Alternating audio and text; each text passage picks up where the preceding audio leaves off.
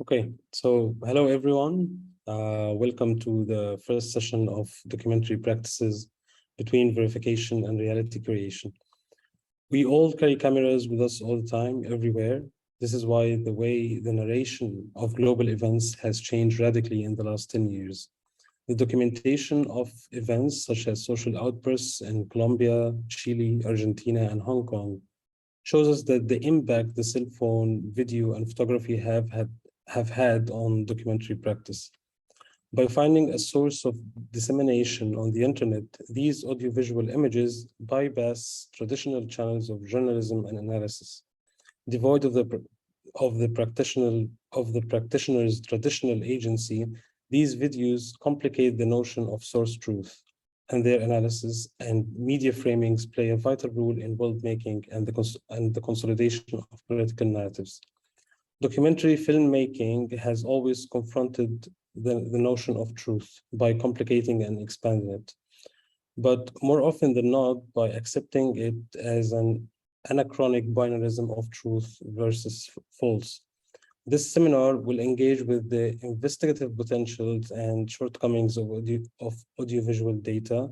We will dissect different types of contemporary practices and their abilities to produce and affect the future through documentary language.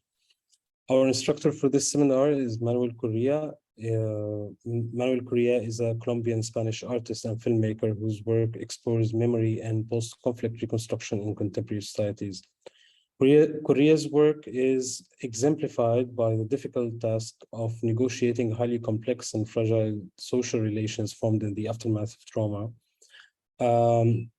He has used documentary filmmaking as a tool through which to bring people together, creating meeting points for war victims, survivors, activists, and scientists.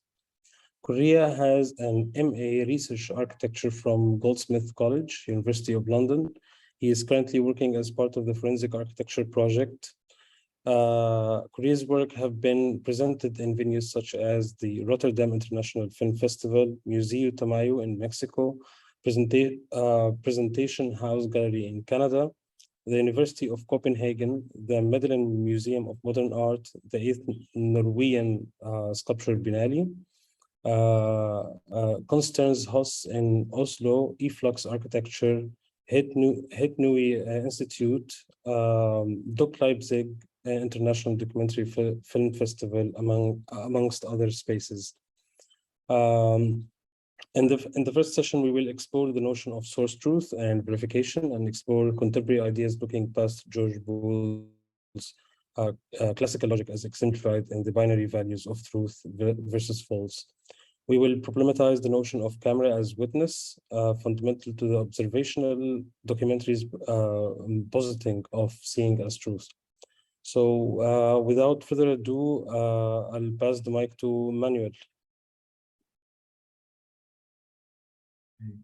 Sorry, I just I had a little bit of trouble unmuting it. Yes, so I mean, in this class, we will start by problematizing the idea of truth. I think this is fundamental. Most documentary practices have always, dealt with the notion of truth. Actually, a Colombian filmmaker whose name was Luis Ospina and died recently would always joke that there was always some truth in fiction filmmaking, but that there was always so much lies in documentaries, which I thought was a very beautiful, poetic, and genuine approach to practice. So yes, over the last couple of years, I have been working particularly with the subject of enforced disappearance. Enforced disappearance is a way that I see, and I engage, research. To briefly explain what enforced disappearance is, it's a crime that happens or takes place in three stages. First, there is a crime against the body. Somebody has been kidnapped. Then second stage, there is a crime against evidence. The kidnapping, detention, torture, etc. of that person is effaced, which means, either through the violence against, documentary materials or testimonies or modifying crime scenes, the act itself is denied.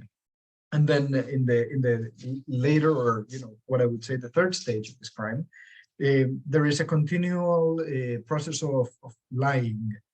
So generally these crimes happen of course, in violent contexts where war situations attempt to make themselves unwitnessable. So what you wind up having is basically a crime that keeps perpetuating lies and lies and lies, and they keep going through generations. So basically, this is how I approached filmmaking. I started making films about this subject, and just to give you some context, this is where a lot of the thoughts that we will be engaging about testimony, memory, truth, and verification will have originated if you were to backtrack. So I think at this point, it would be I think it would be very interesting to hear from you, to have you introduce yourself very briefly, because I want to have a general idea of who are the participants and what are your interests in documentary practices. Another thing that is very important is that I think documentary practices, I understand it as something very expanded. Although I am a documentary filmmaker, a documentary practice could be composed of textual research, could be composed of audio investigations, could be of course documentary filmmaking and such. So I think this is something that we will address at some point, but bear in mind that this is rather open. So I think let's start by having you present briefly who you are and what is your interest in documentary practice, so that we can move on. I think, wait a second, I'm going to open the list here, and I'm going to just start from the top, if that is all right. So the first person that appears here would be Ana Lorenzo. What would be your name? Sorry, how would you say it? Ana, are you here? Okay. Hi, I'm Ana. I'm speaking from Rio de Janeiro, Brazil. I'm an artist and a researcher on philosophy based here. I'm really a big fan of exactly movies that are fiction, but that use the documentary language to work on fiction and then be working on this exactly these borderlands. I love all movies on that, so that's my major interest here. That's amazing. Nice to meet you. Now, Ankur Yadav. Sorry, how would you say your name? Hello, it's Ankur Yadav. I'm from India, so I'm art practitioner based in Rajasthan, northern part of India. Sorry, I'm on the road, so like the screen is off. And I've been working with the medium film, painting, photography, and sometimes like evidence is also a alternate way of creating creating in a way. So sometimes it comes through photos, sometimes painting, where one of the body of work which is consists of painting, which whose name is No Evidence, which themes on the reoccurring oppression by the sovereign power within the country. So yeah, that's amazing. Thank you so much, and nice to meet you. Nice meeting you. Denise, you are next. Yes, can you hear me? Yes. Sorry, I cannot turn on the light, but there's someone sleeping nearby. It's I'm in Mexico City at the moment, and it's 8 a.m. here. So I'm from Mexico. I studied architecture and also like art history or curatorial practices. So I think I'm always like in between these disciplines. But the last couple of years, I also, in a very what do you call it, self-taught way, I started working with film, and I became very I just love it. And I think to also talk about space, or I find like a very interesting medium to engage as an architect, or I also try to develop like yeah, like critical space, let's say, practice. And I think also documentary, again, in a very self-taught way, it's been like a medium for me the last couple of years. And I don't, yeah, just very homemade, yeah, projects around like a kind of like a fact, because I used to live in the Netherlands, and so I used to work there in like a kind of like a factory. So I started doing like a clandestine shooting inside, and did, yeah, just some experiments. But I'm really interested in the notion of documentary, and I think I can learn a lot from this class. That's amazing. That sounds really interesting. Thank you, Denise, and very nice to meet you. Nice to meet you too. I have Geolingao. I'm sorry, how would you say your name? I apologize for all the names I'm mispronouncing. Oh, hello. That's actually correct. Oh, okay. Okay. So I'm a filmmaker from the Philippines. The current focus of my work is Filipino violence and terrorism as a reaction to the passing of the anti-terror law in the Philippines, wherein authorities basically can suspect anyone of being a terrorist and arrest them illegally, force disappearances of activists or anyone voicing against the government, basically. So yeah, That's it's amazing. Yeah, it sounds like you're in the right place. Like Yeah. right now in this class, I mean. No, very nice to meet you as well, you. Thank you. And so next is Jeanette Patrick. Hi. Yeah, my name is Jeanette. I live in the Netherlands. I'm currently in Berlin, though. And I'm mostly interested in topics of squatting and resistance, and like finding ways to express like subjectivities. My practice is mostly focused on writing and on sound art and noise. So I do performances, but I also write for theater.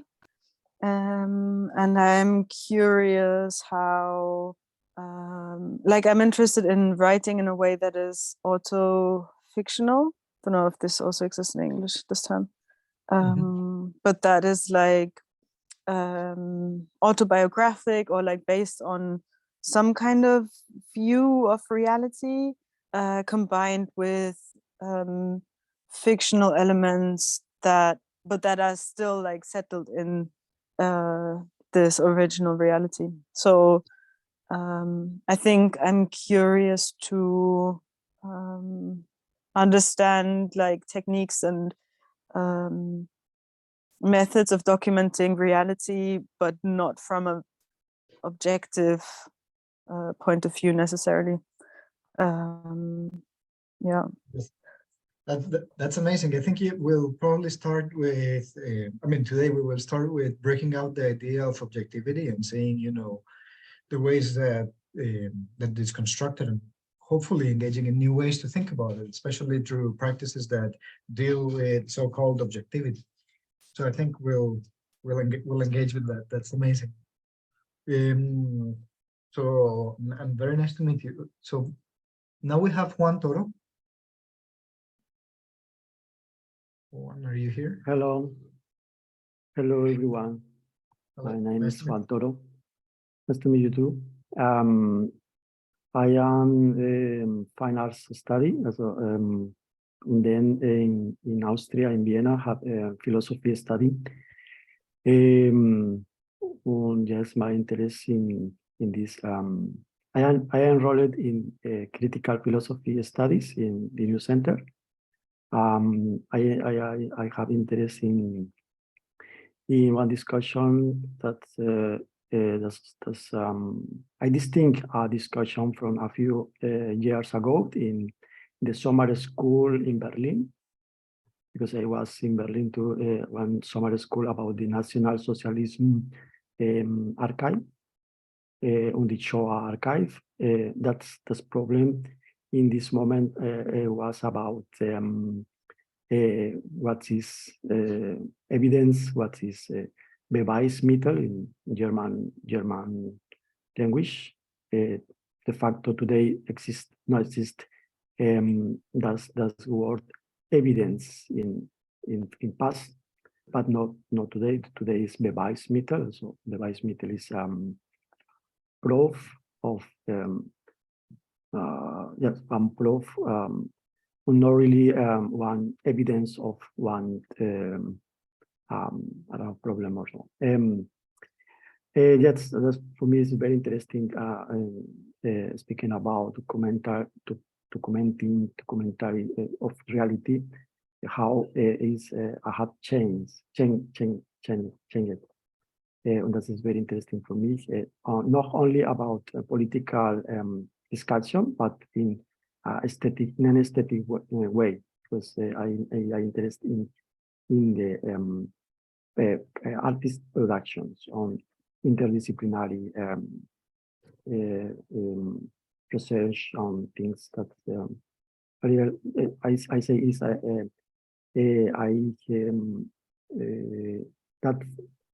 not take away the playful part of seeing of the reality. This is for me interesting in any way. Thank you very much. No, that's great. It's so lots of practitioners. I love that. We're gonna have a lot of things to do. So that's amazing. Katerina. Yeah, sorry, can you say your name? Yeah, of course. My name is Apologies. Katerina Volochnuk. So first of all, sorry that my camera is switched off because I have some technical issues at the moment. But anyway, so my name is Katerina and I'm researcher and art historian from Ukraine. Now I'm based in Scotland. And I was actually really looking forward to this seminar as the main topic of my current research is the personal photo archive of my grandfather, who was a photographer on one of the key factories in Soviet times. So yeah, that's what I wanted to build my future PhD on. And I'm concentrating on how factories were producing huge mass of cultural production alongside the machinery. At the same time, I'll try to develop still unexplored genre of photo accusations. So yeah, I'm very glad to be here, and I'm sure that this seminar will be like extremely useful for my practice. That's amazing. That sounds a very interesting research project. Very much looking forward to engaging you. And now we have Luca. Sorry, I'm not gonna try. Yeah, come on, man. So my name is Luka Cvetkovic. I'm a performance artist, and I'm interested in different modes of performativities that could offer for decentering human from its anthropocentric subjectivity. But then also, how does this new subject relates to circulation of transgenerational traumatic content, circulation of power, and circulation of subjective identities, and giving possibility for a rise of contingent experiences through art.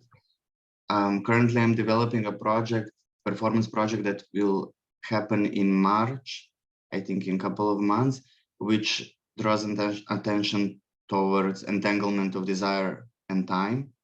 And then when you said memory and truth, it kind of resonated because this memory that I'm interested in, particularly in this project, is not a memory that somehow happened in this unilinear thinking of time in the past, but a memory that can happen in the future, or let's say a moment from not yet time, to say like that. I'm happy to be a part of it. Okay. No, that's amazing. It sounds like you have a very interesting practice, and look forward to seeing, how we engage truth and memory and what comes out of it. Now we have Rachel.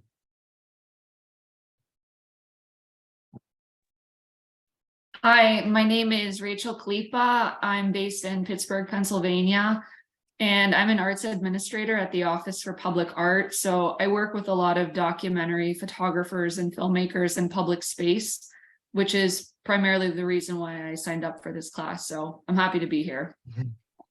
Amazing. Now we have Rafael Del Fiore. Hello, I'm Rafael. I'm, let's say, composer based in Switzerland, music composer in Basel. So I'm French speaking originally, but I live now in the German speaking part. I'm also studying now classical singing, but that's, my practice is mainly composer now. And I'm always interested in how, any kind of discourse can interface with sound, with music or situations, etc. Yeah, so I'm interested actually more not in a particular topic of documentation that can be documented, but more maybe about, let's say, technical things. How can something be documented? What is, and for that, actually, the text that you made us read about the image of objectivity was really amazing for me in that sense, because one of the things I'm trying to do right now is actually to try to put myself in some conditions that would make what I do documents of something. So in that sense, I'm interested in, for example, reality TV. Somehow that goes in that sense of how can you create some artificial conditions that will how to say, force some people to do some certain things, or etc. So yeah, I'm really curious to see what's going to happen here, and I'm already really excited. That's amazing. There's actually a Latin American artist who lives in Switzerland, and he deals with sound and makes incredible documentary pieces, which are basically, he transforms political speeches into musical compositions, and it's quite fascinating. Yeah, Pavel Aguilar. I can write it to you in the chat, but it's here. Perfect. Very nice to meet you. Now we have Rawan. Hi, I'm Rawan. I'm from Lebanon. I am currently enrolled in a design school in the Netherlands, and part of my current research is working on the dissemination of information on communication platforms and how these could result in fake news and disinformation and misinformation. So I'm looking into ways on how to put my archive and my documentation into something that could resonate with the audience, and yeah, put it yeah, make it more visible. And I'm interested in documentary also as a medium, so I'm very much looking forward to this. I'm very happy to see you in this class.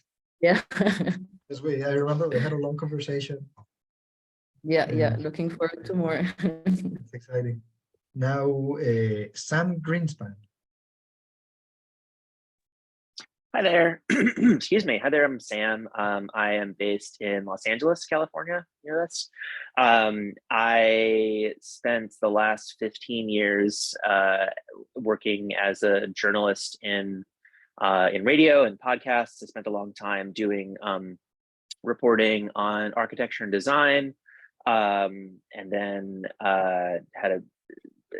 basically have over the last several years became pretty dissatisfied with journalism as a field.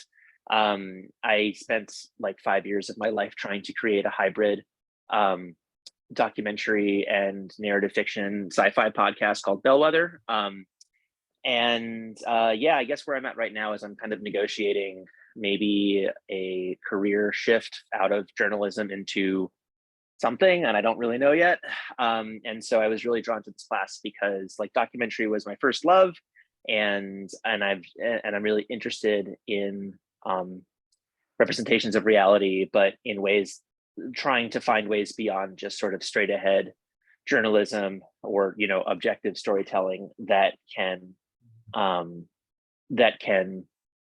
move culture. And be very interested in, your and the other students, I forget who it was, work on like enforced disappearance. I'm like, one thing I'm trying to do also cover is sort of restrictions on trans people here and sort of body autonomy more generally in the US, and just trying to find ways that can document what is happening that can also like cut through the static of what people kind of already think on either direction. So that's glad to amazing. be here.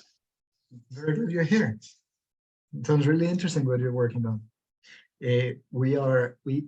We have Jana. Hi everyone, my name is Yana. I am from Ukraine, currently based in Lithuania. Last year I did some work with the Holocaust Memorial Center in Kiev, Ukraine, which got me interested in the testimonies. So I thought it would be interesting, useful to learn more of sort of behind the scene to understand the testimonies better.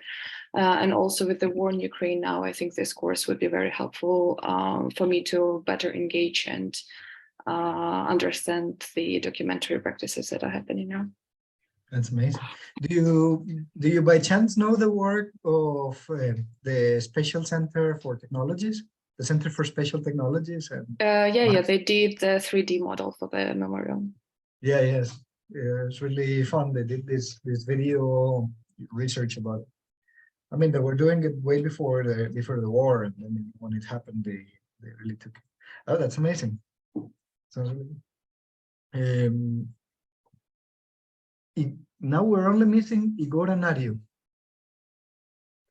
Hi, my name is Igor Anario, correct. I'm from Brazil, but I'm currently in Bremen, in Germany, where I just started my master here as like digital media, and I started to research about expanded cinema, but I really like a lot like video essays and like those kinds of documentaries that you get like in doubt that if they are documentaries. Like the last one that I saw was like Sunless from Chris Marker.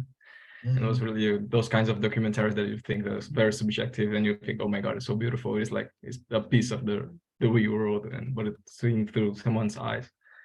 And yeah, previously I researched about how internet art since the beginning was like influenced by this idea of expanded objects and how they would be widespread since the beginning, not conceived as a conceptual piece, not only with like an internet base, and I research about post-internet art also.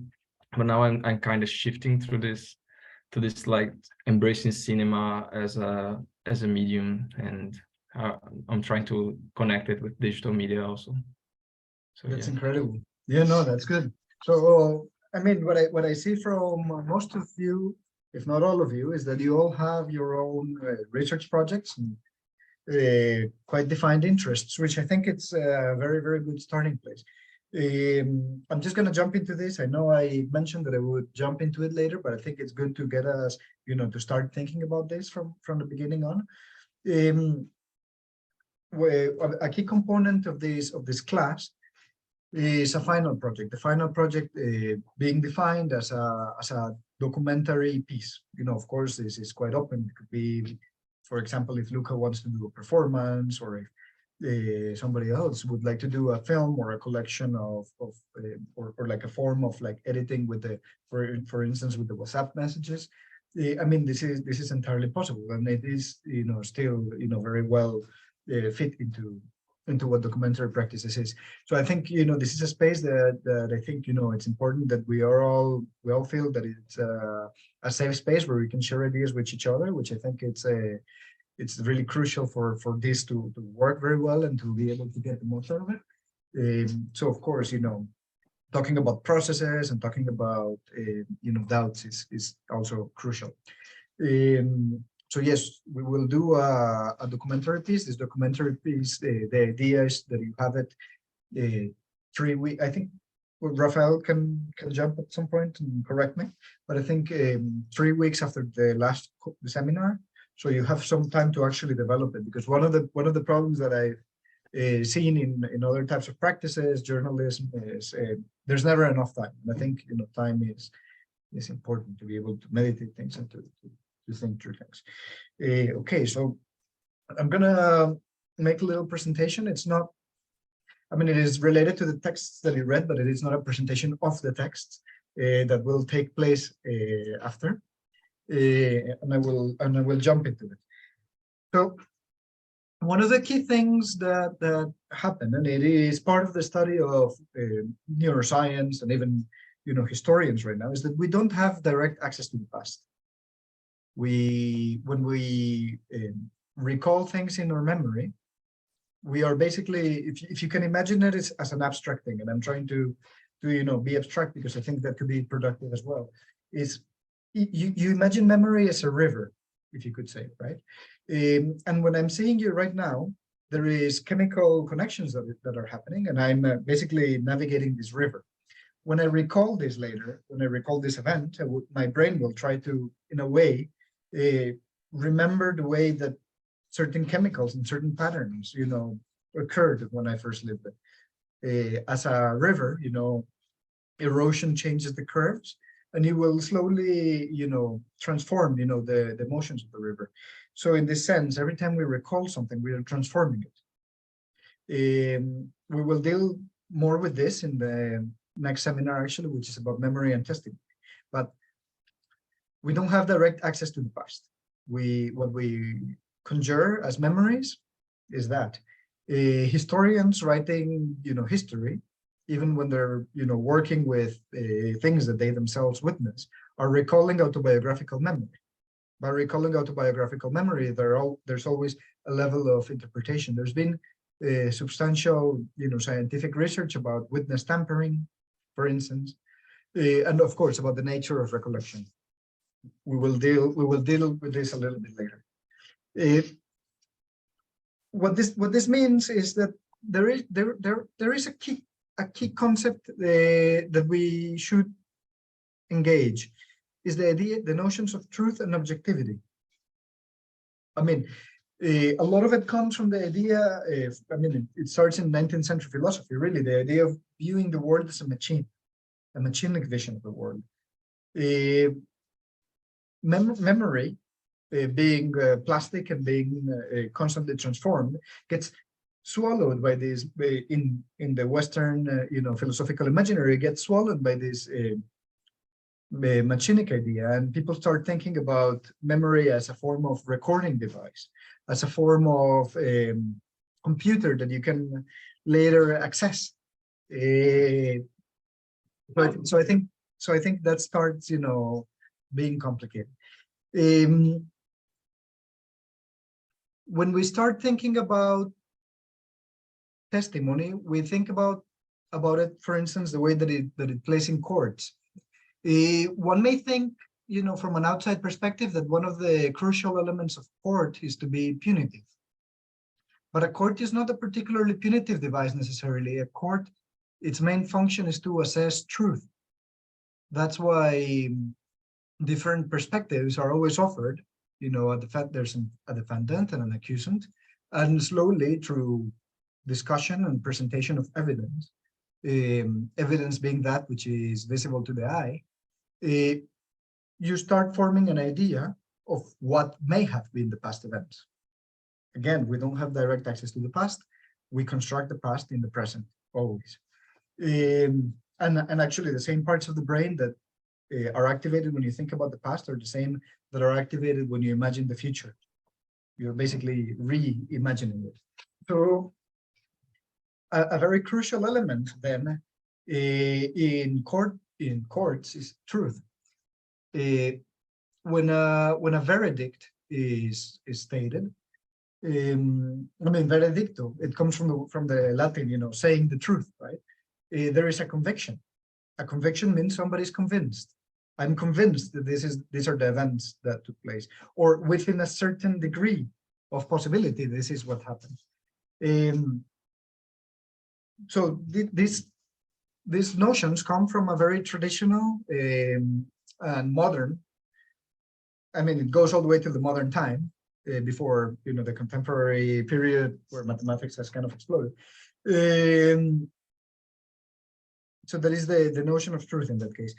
what we have now is that truth has become much more complicated. It's become much more nuanced. So, for example, when we start thinking about different mathematical processes, and I'll try to keep this relatively simple, because first of all, I'm a filmmaker and not a mathematician, although I am quite interested by it and I've studied it. What you wind up having is in contemporary mathematics, there is the idea that you always strive to find what you could define as truth, but truth itself will always keep changing. So, give me a second. I'm boiling with my heater on. But truth itself will always keep changing. It will keep transforming, and then you try to reach there, but you know it is sort of like an elusive object. So you have a couple of processes which are kind of very, crucial to this, which is differentiation, integration, and reintegration. So basically, differentiation is a process where you find the rate of change of a slope or a function at a certain point. So this is typically represented by the derivative of a function. This derivative of a function is a new function that describes how the original function was changing at each point. So in other words, it tells us how much the function is moving in relationship to its input. The process of finding the derivative, it's called differentiation. Integration is the opposite. It is the inverse process. So when you have, so basically you start by having a function, and the goal of integration is to find the original function. So if it is a derivative, so if the derivative, so you find the function if the derivative is known. So you're not finding the derivative, you're finding the function. So the process of finding an original function from its derivative is called, its integration.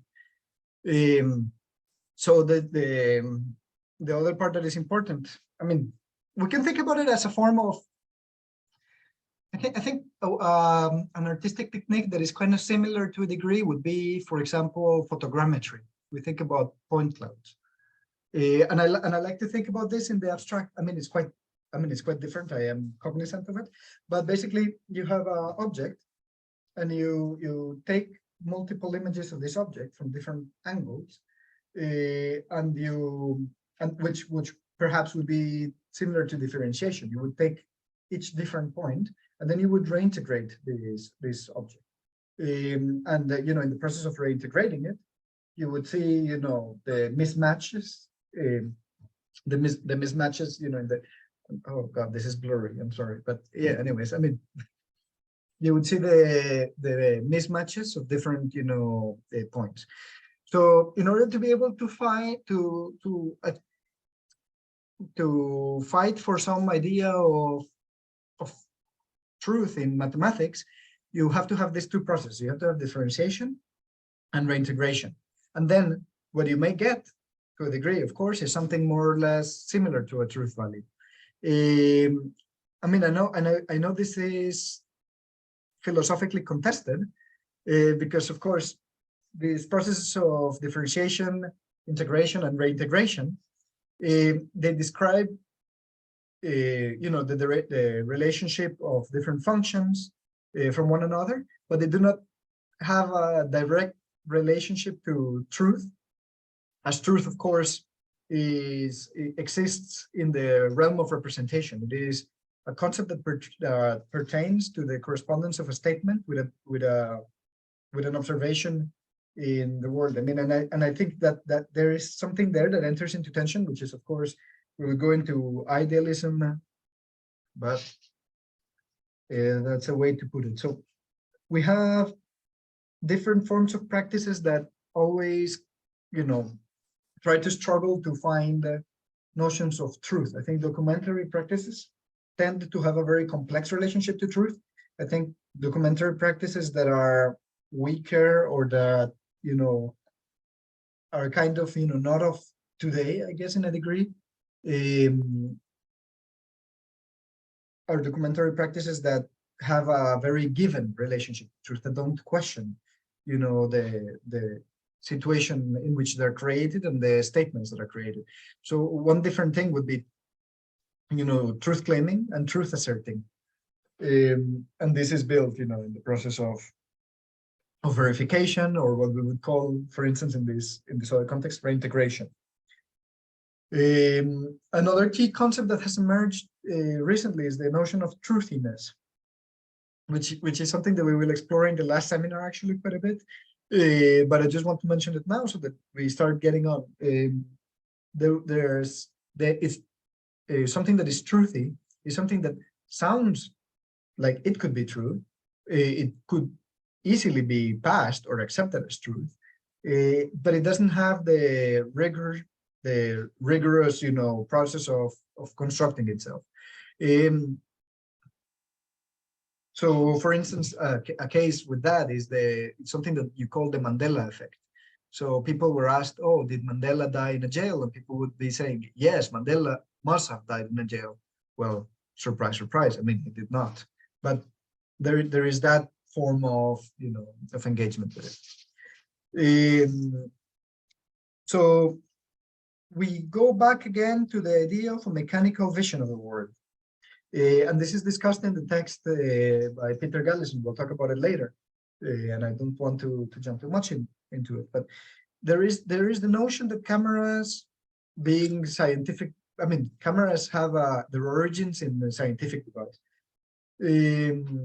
When photography was first invented, one of the origin myths of photography was by William Henry Fox Talbot.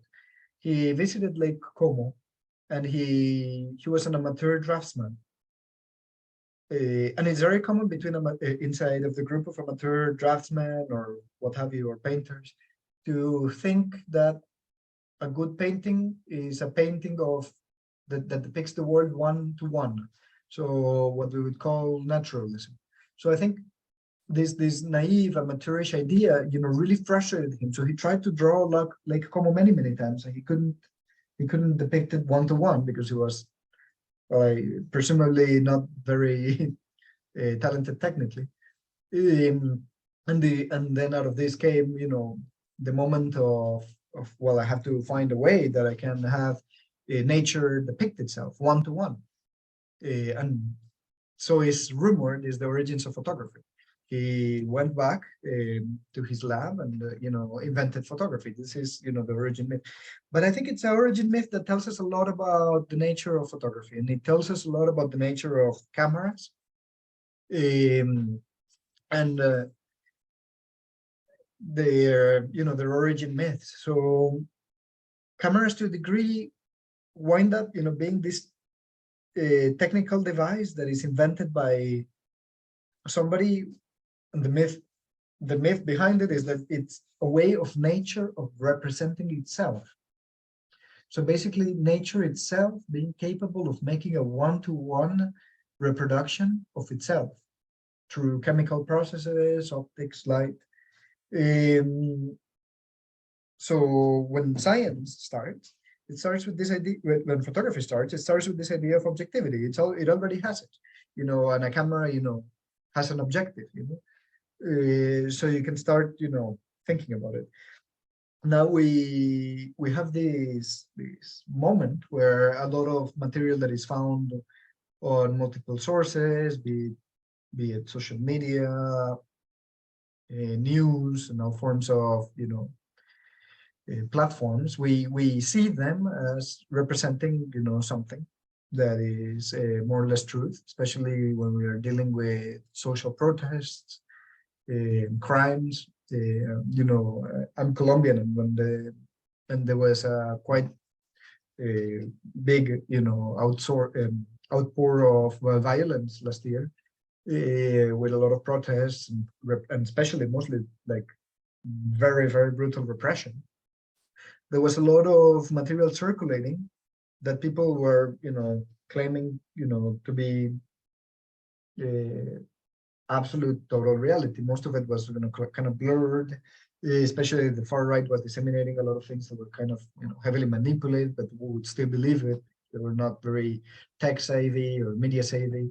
And then the process of being able to build something with it and to be able to look at it requires you to start breaking down this notion of this machinic vision of the world, this machinic objectivity, right? Like, so you no longer have a camera that is this thing that is nature representing itself, which is just like a very funny way of saying it. I mean, the first photo book ever to be made was by him, and he called it the pencil of nature, because for him, you know, his pencil was so bad that the photograph had to be the pencil of nature. If we take this and we put it in the context of the social protests, we start seeing a more complicated and a more difficult to break down, you know, the situation, which doesn't leave us with any clear cut or, you know, defined trajectories.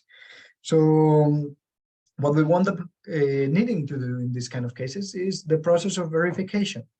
So you take one perspective and then you try to see if you have other perspectives, and you try to come to something that is more or less, you know, representative of a reality to a degree, or of a event that happened.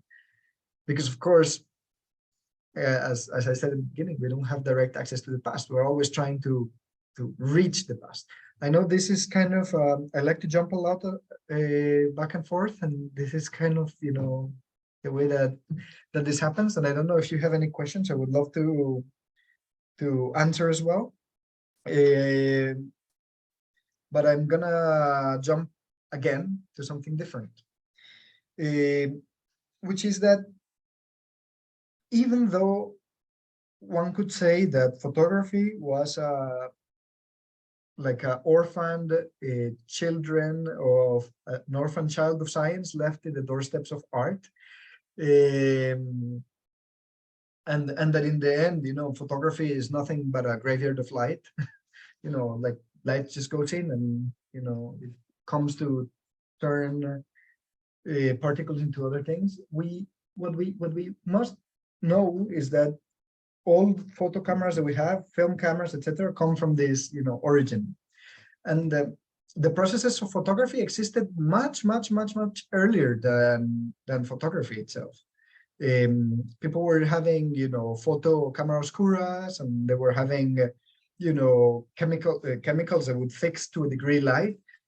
So it leads us to wonder, like, did photography actually occur at a specific point because of a transformation in the way that we see the world? And I think it is quite possible. It is quite possible that photography, if we break down the idea of like a linear invention, like we invent something and then the next and then the next, I think the origin of photography comes actually not so much from technical innovation, because the techniques were already basically there when photography was invented. I think it comes from a change in the way that we started representing the world. And this would be what we could say is a form of objective, a machinic vision of the world that comes from, you know, enlightenment, and it perpetuates itself until quite, I mean, I think it still perpetuates itself in most, you know, commonplace, you know, ideas that we have about, you know, recording events, or like, you know, thinking even about the past, or how we engage archives.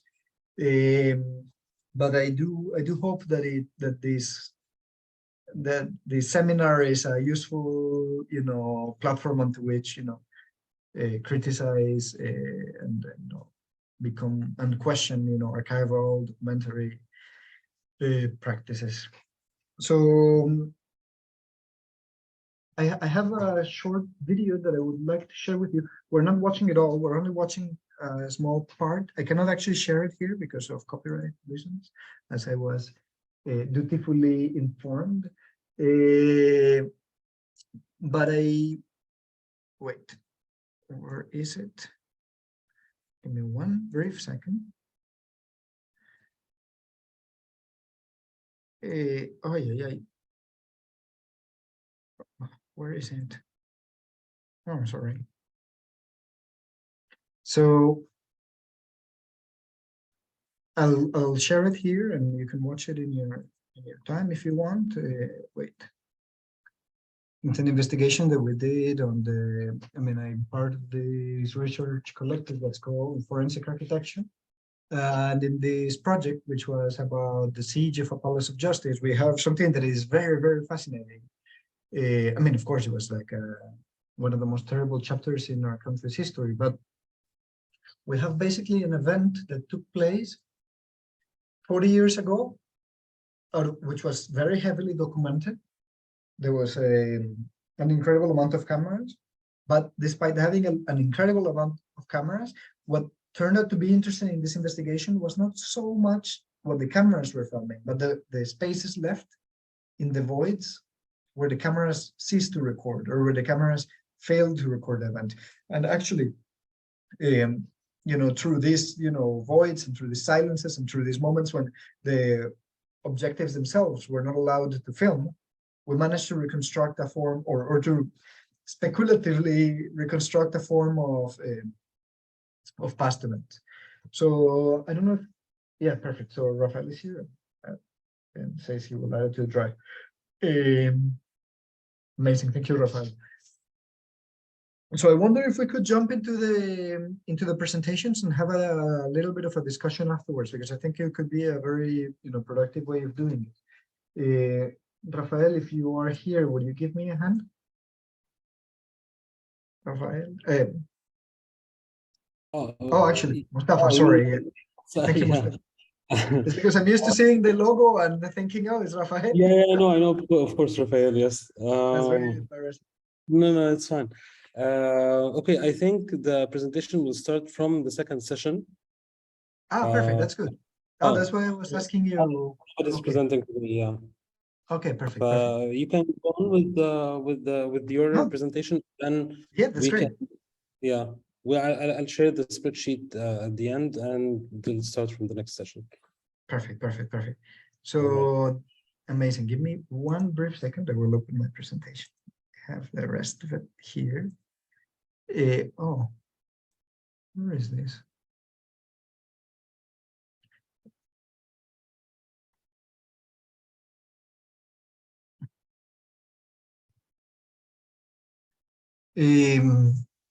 One brief second. So okay, so in these texts that you've read, you have the wait. Hey, what's happening with this thing?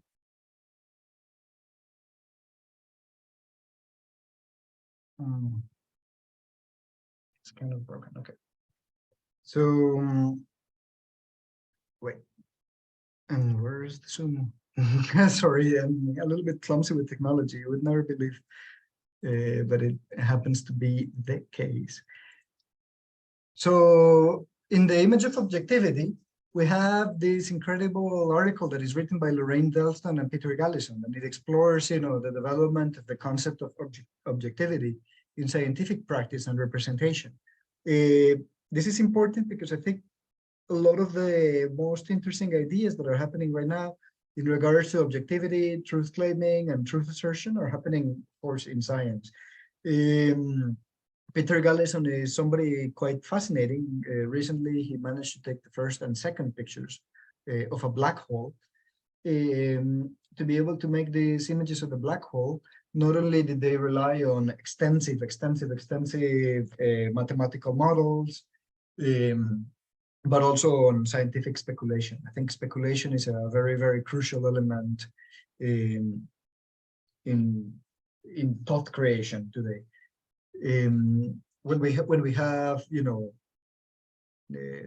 this kind of practices. So in this text, the authors would argue that the idea of objectivity has evolved over time. Of course, it's been radically changed by cultural and social factors. So basically,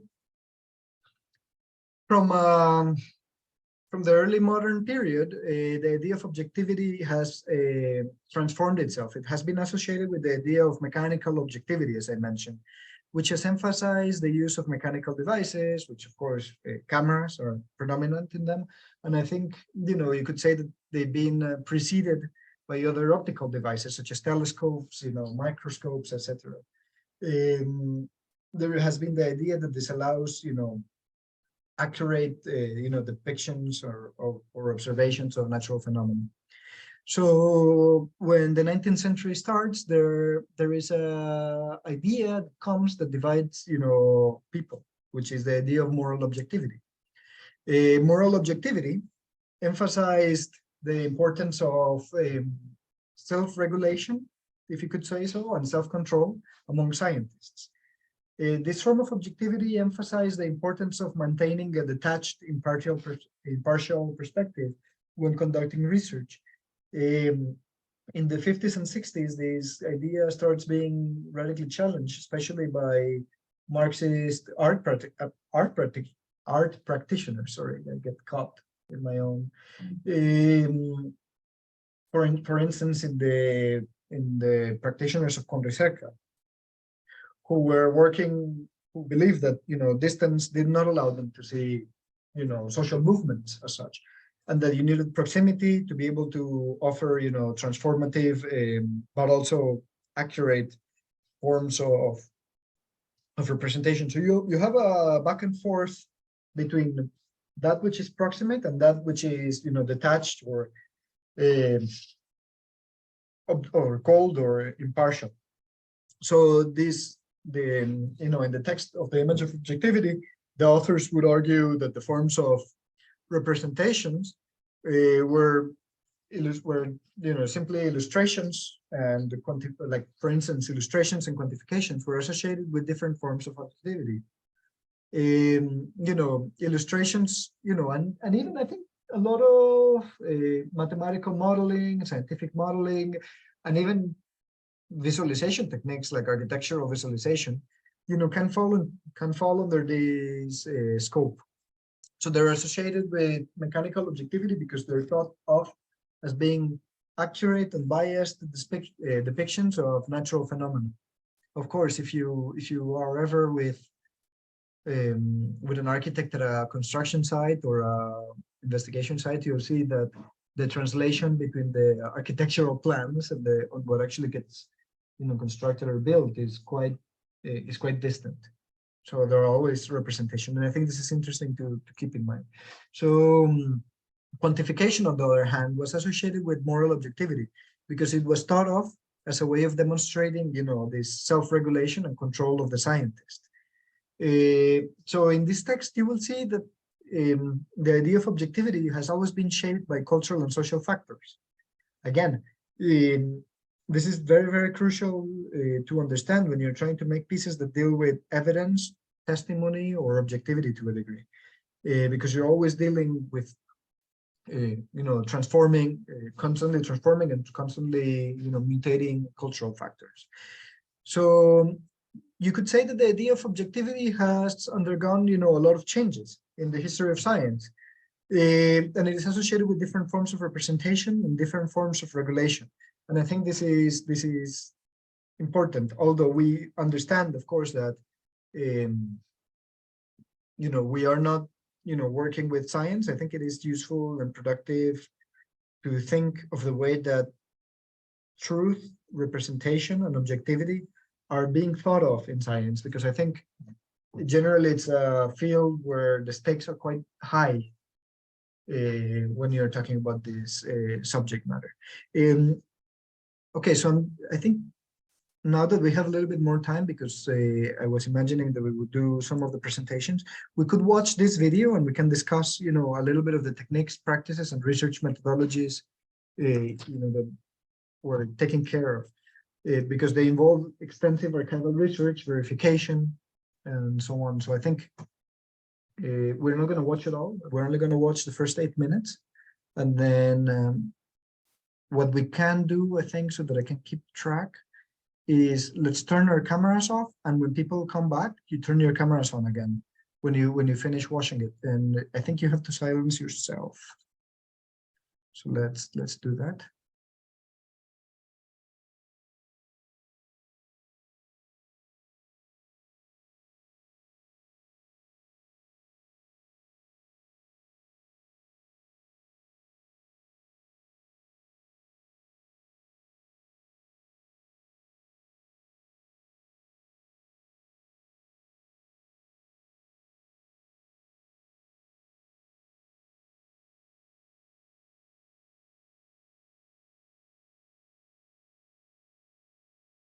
And I'm sorry, is this the video that's added to the drive, or is this the forensic architecture link that you just sent?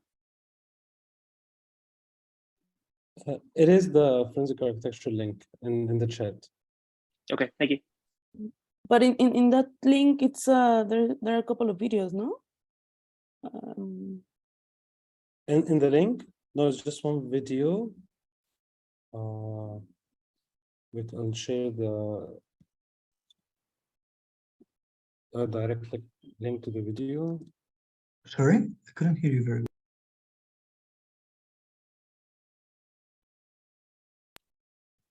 well. Sorry, Mustafa, I couldn't hear you very well. Can you hear me? Oh, it didn't load for me at first, but if you scroll down, there's a video in the I black sent box. a direct link. I think this is a direct link to the video that I just sent. Yeah, it didn't populate for me at first, but I reloaded it. Now it did. So you're all set? Yeah, I think so. Thank you. Okay, sure.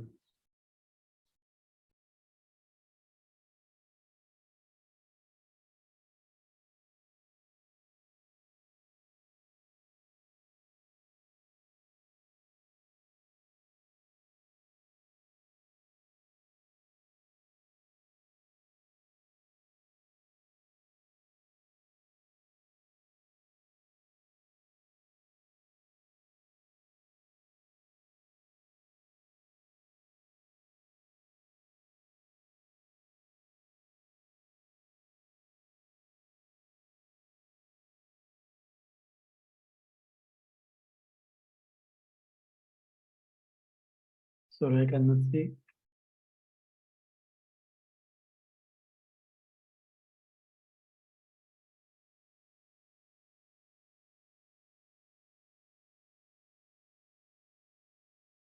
Sorry, how work this video?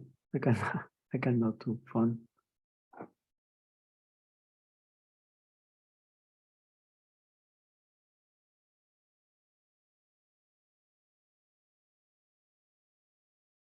Oh, that one is okay.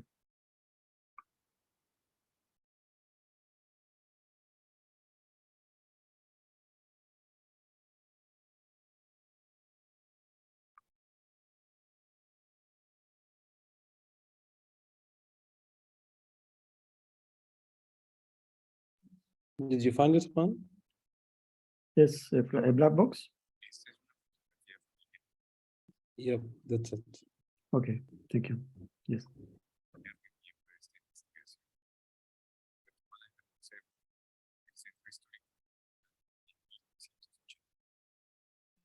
Sorry, Juan, can you mute yourself? Yeah, sorry, one moment. I see this black box video.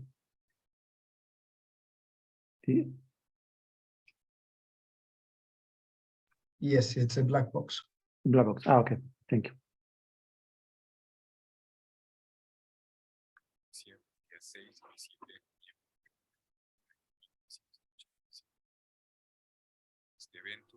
Juan, sorry, just mute yourself.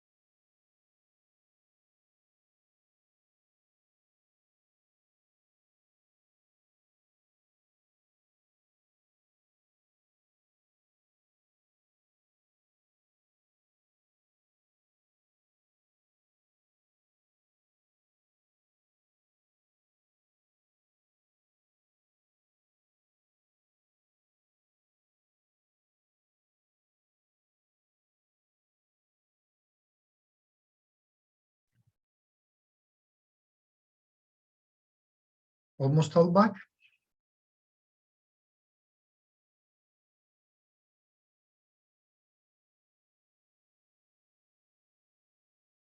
Creo que estábamos viendo diferentes videos. Yo estaba viendo uno de media hora. A lo mejor no era ese.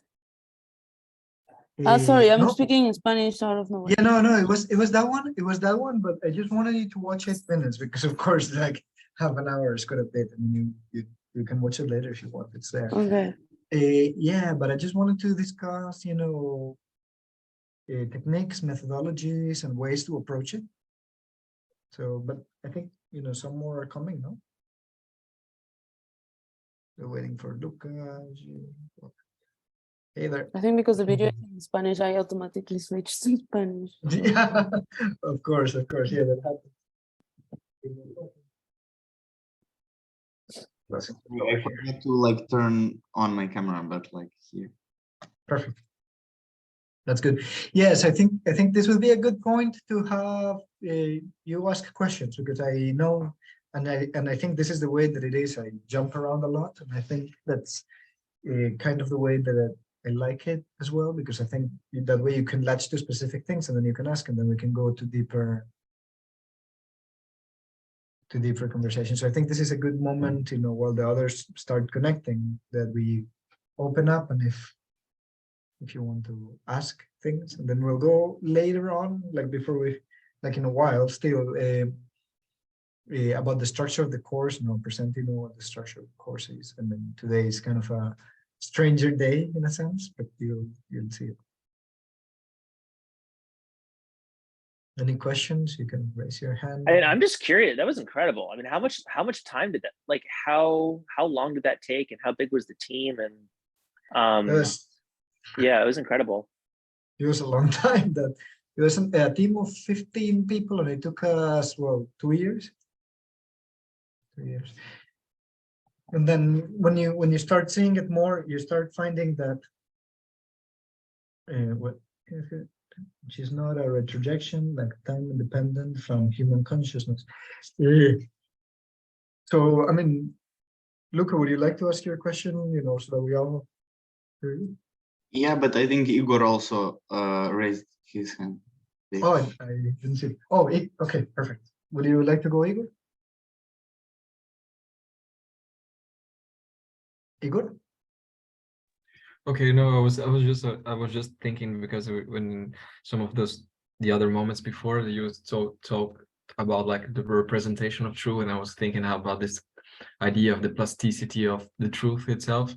And the first minutes that we watched right now, it was like I think I never stopped to think about this, like how like the presentation of a research itself like has this plasticity. Like when you present those methods, like all the time you're presenting those methods, like you're creating your parameters of truth, and it's like you're trying to reinforce, like it's super strange, because when you call attention right now, I keep just realizing this, like you're creating all the time, like this is truth, this is truth, this is truth, like based on this, on this, and just presenting the methods.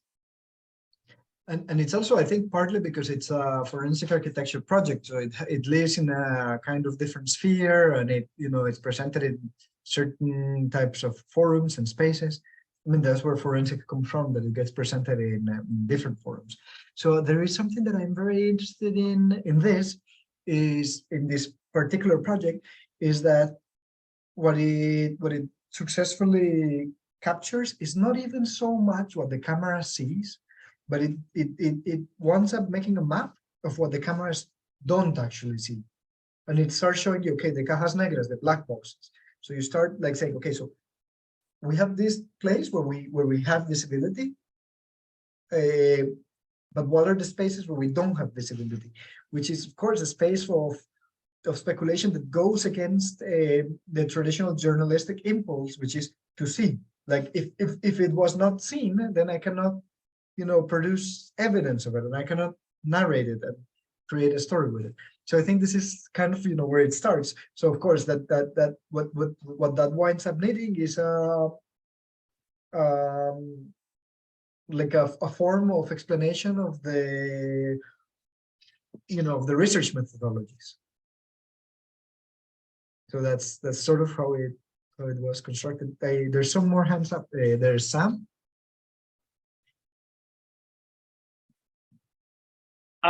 Yeah, I mean, I was just really struck. I don't know if I have a question, but well, I guess one question would be like, was the whole model really built just from that one guy's shoe size? Because that, or is there more evidence that just wasn't mentioned? Because that's mind blowing to me, that you were able to do that. And also, I was just really struck by like how in my work as a journalist, especially kind of covering disinformation around body autonomy stuff, like and all these like bad laws that are getting passed on junk science, like it's so easy to like make a destructive act, like to destroy some evidence, or to like ram through legislation that's not based on anything, and it takes like so long to like actually get a record of what actually happened. And I guess I was just wondering what it was like for your team. I mean, obviously this is like, the stakes are so high here, and there's so much importance to and interest in trying to uncover this, but like, I don't know, I guess I was just like wondering, like, how do you is that something you thought about? Like, it's just like, it's so easy to destroy evidence and so like massively complicated to restore it. Absolutely. And I mean, in this project, I was, part of the team, but other projects that are different research projects, like right now I'm doing one in Spain, which I'm sure will prop up at some point. I would like to introduce you some of the strange, very, very strange methodologies that we are, developing for this. But it's basically here in Spain, you have the largest mass grave, probably anywhere in the world. It's 33,000 people are buried there. And it was built by the Franco regime and to bury, the people who fought with him. But eventually, as the time went by, it wound up being a place to bury also people he killed and disappeared. So you have 33,000 people, out of which you only know the names of 15,000. The rest are unknown. This monument was built in 1959, and only today are we starting to see what it is about. Only today, and to tremendous amounts of effort. Actually, a lot of the relatives that found out that their missing ones are likely buried in the monument are finding out this year, last year, 2 years ago. The first ones that found out in 2003, and this was built in 1959. So you can imagine the difference. And again, when we talk about documentary practices, and I want to encourage this kind of, I mean, of course, there's documentary practices of all forms of speed, but I want to encourage to think that documentary practices should hopefully divorce from journalism, in the sense that a lot of contemporary journalism doesn't have time. It has to happen immediately. The speed of it necessitates, many things, such as how do you say that? Like arguing in favor for a title. So you have the crazy headline, and then you have to like construct some form of article, to substantiate that. And then it's like, the experts at this are like Vice Media and Vice Magazine. They've done this kind of like brutal damage, to the. My last employer was Vice, so yeah, I'm familiar. But you can relate, no? I mean, there's a crazy thing about justifying a crazy headline. That's like, what? Whereas when we deal with this kind of documentary practices or forms of slow journalism, because there's a lot of investigative journalism, you take a tremendous amount of time to weave and unweave narratives that are that are constructed at blazing speeds by the powers that be. So, to take somebody and disappear them can take you a day to find out what happened. Sometimes only the perpetrator can solve the crime. You could take all the time on earth and you'll never know what happened. Even though you may try as much as you can. So that's part of this process, and this is part of the construction of truth. Like constructing truth takes much longer than making events happen often. I see a hand raised by Rafael.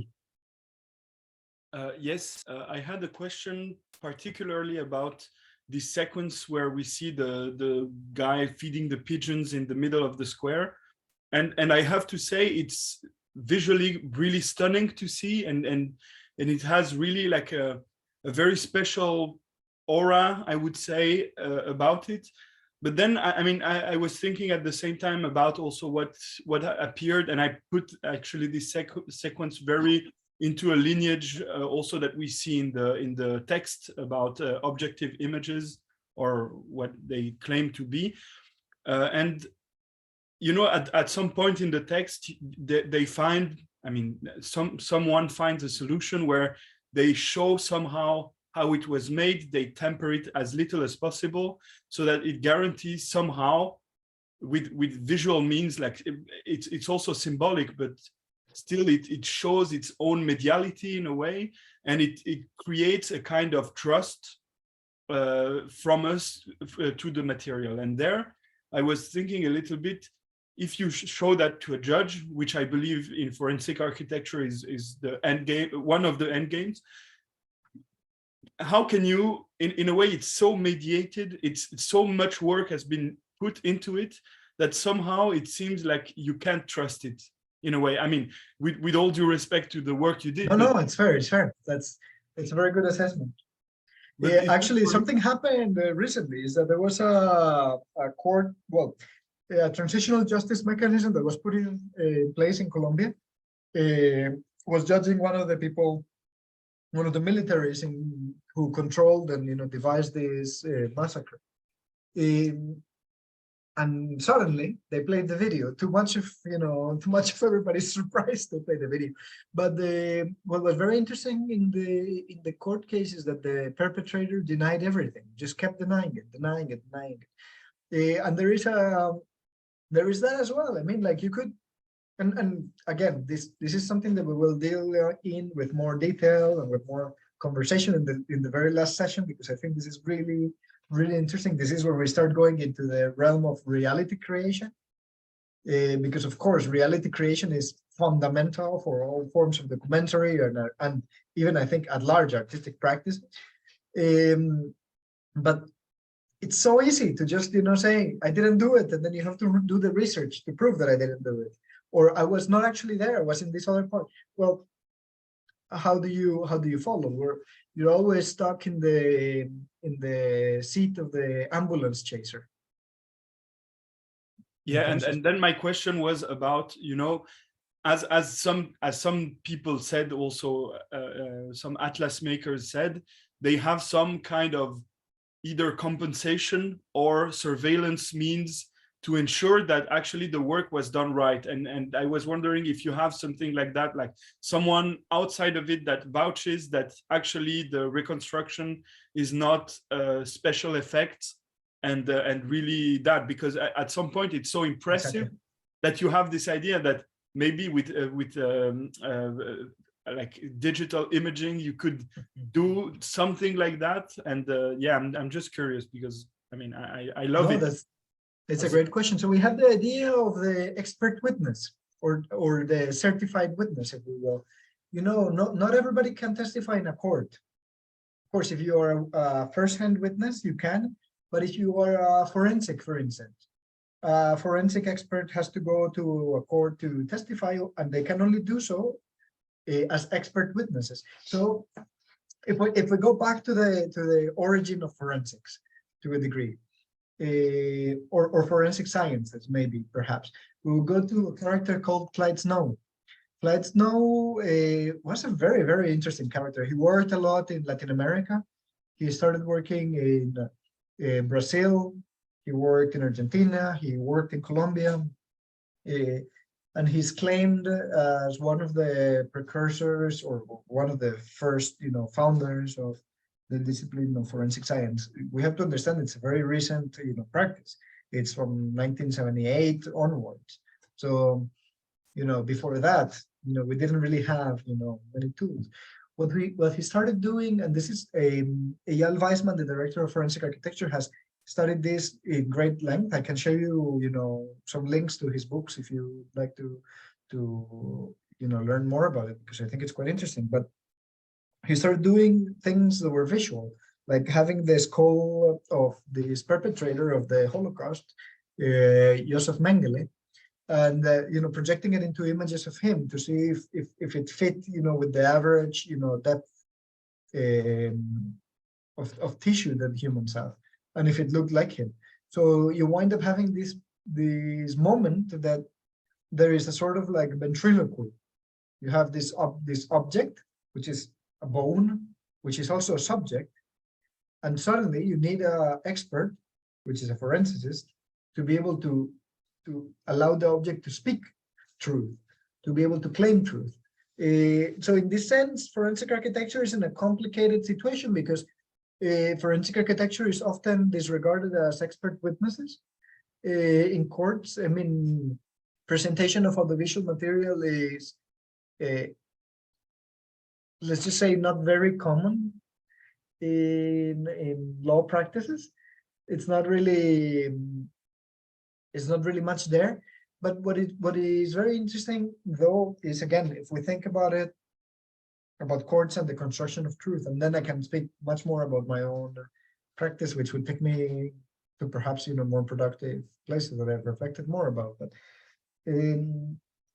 what is interesting about courts is how they assert truth, social truths, common truths. So, for instance, we have here in Spain, and I think I like to have the example of Spain because it's quite unique. In Spain, there is a amnesty, an amnesty law that was passed right after the Franco dictatorship, that basically impeded investigating anything that happened prior to the signing of the law. So you could not actually look into the past, well, in terms of political crimes. Why is that important? Because law does something that is absolutely crucial. It allows to have a space where different people can bring evidence. This evidence can be certified, and then once there is a case, you can claim, that this past did actually, in fact, occur. What has happened in Spain is that people were not allowed to speak about it. They were not allowed to speak about it, from 1939 until 2001. The first legal exhumations, legal, because there was others that were not legal, but the first legal ones with forensic scientists, etc., that happened in Spain were in 2001. So we're talking about people who disappeared in 1939, and you only got forensic evidence of what happened in 2001. However, since there is no jurisdiction, because you cannot judge it, you can have the evidence, but you cannot have the truth. You cannot have a judge say, I'm sure this person was killed by a shot in the head as a hate crime. You don't have that access to the truth. All you have is evidence that evidence doesn't speak for itself. All you have is just evidence as a form of justice of sorts, but the justice that exists outside of the legal system. So the way that we would talk about it is we would use the concept of an amnestic justice. So it's justice that fights against forgetfulness and against amnesia, which I think it's kind of problematic as well, because the key function of courts is to state that something did in fact took place.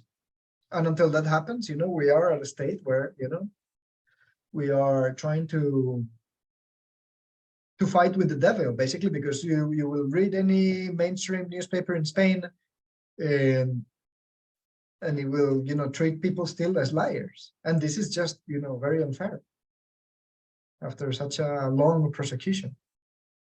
So this is something that I think in that context, Rafael, that's a very good question. I hope that where it went was productive. But I think, yes, I mean, forensic architecture, we produce videos, and the videos, these documentary pieces, are not often accepted as evidence, and that is just nature. And that is complicated because that doesn't allow us the space to truth claiming, the politically accepted space of truth claiming and conviction. There was another hand from Luca. Yeah, thank you. So like, I would just like to pose this question also because it is related to the truthfulness of memory as one of the moments in time and so on. Like, you know, this general discussion about time, is it time something that exists outside of human consciousness, which is like this speculative realist turn. There are archefossils, there are things existing without human consciousness and without it needing to confirm human consciousness, which would be something like retrojection, which is another point of view, which is maybe the most radical example of that would be probably Zizek, that says like, well, dinosaurs are never happened. Actually, it is all, they're always happening when we think about them and so on. So I was just kind of curious, where do you stand there? Where do you lean towards? Because of course, this has a huge impact then on like what memory represents. And I love your idea of this non-unilinear point of time where memory and future kind of collapse into one another. Like, and also this, it feels a little bit like thermodynamics type of thing to say that this type of like biological point of view of moments of heat in time and then their difference that produce actually experience of time. Mm-hmm. Yeah, so basically the question would be, I hope it is kind of clear, but like.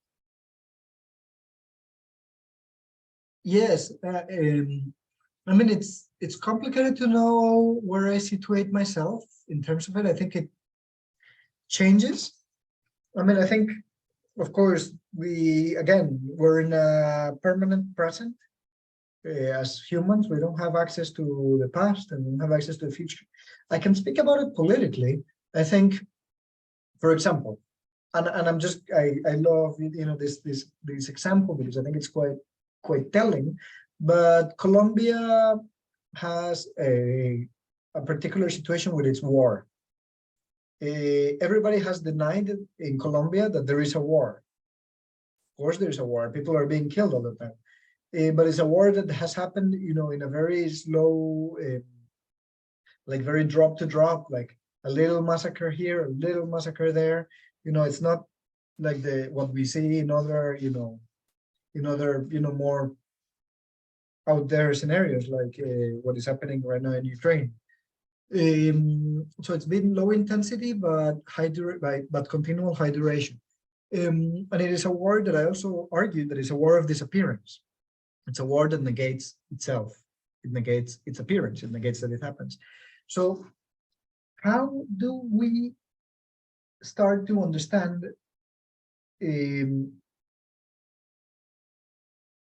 give me a second to recall. How do we start to understand the way that this past happened when this past denied itself the opportunity of happening? So, to be more concrete, there is a truth commission that was created as part of the peace agreement. What is the objective of a truth commission? An objective of a truth commission, generally speaking, is to know what actually happened, because it's a war that denies itself the opportunity of having happened. You talk to Colombians and they will say, no, it's not war, it's an armed conflict. And it's a war of disappearance where, you know, civilians just suddenly disappear. So what war, right? So a truth commission is very important. We need to know how the war happened, who took the direction, who took the orders. So we go back at it, and I think the way that the truth constructs itself there is we don't have access to the past. We don't know what happened. In many cases, only the perpetrators, of course, as some say, will be able to solve the crimes, and others not even. How are you going to find the body of somebody you threw in a river, you know, to say that? But what happens is that when you say there is going to be a truth commission, you're basically stating the past is solved. This is what happened. But the future is a ground for play and speculation. And then once you get there, then the past itself becomes again a ground for play and speculation, because you're imagining the past as you go, and then as soon as you create commitments in the future, you're forced to go back and say, well, do these commitments make sense to address now the past? For instance, when you see traditional coverage of the armed conflict in Colombia, it was mostly framed in Marxist terms of class war, etc. So right now, after the Truth Commission had a very engaging feminist dialogue. So you start seeing a feminist read of things that were not read under a feminist lens when they happened in the 50s and 60s. So it's really, really productive, because suddenly you create commitments to the future that transform the ways we read the past and the way we construct the past. Because of course, like even the Truth Commission is like hundreds of people that took a lot of time to do research, and they published a final report.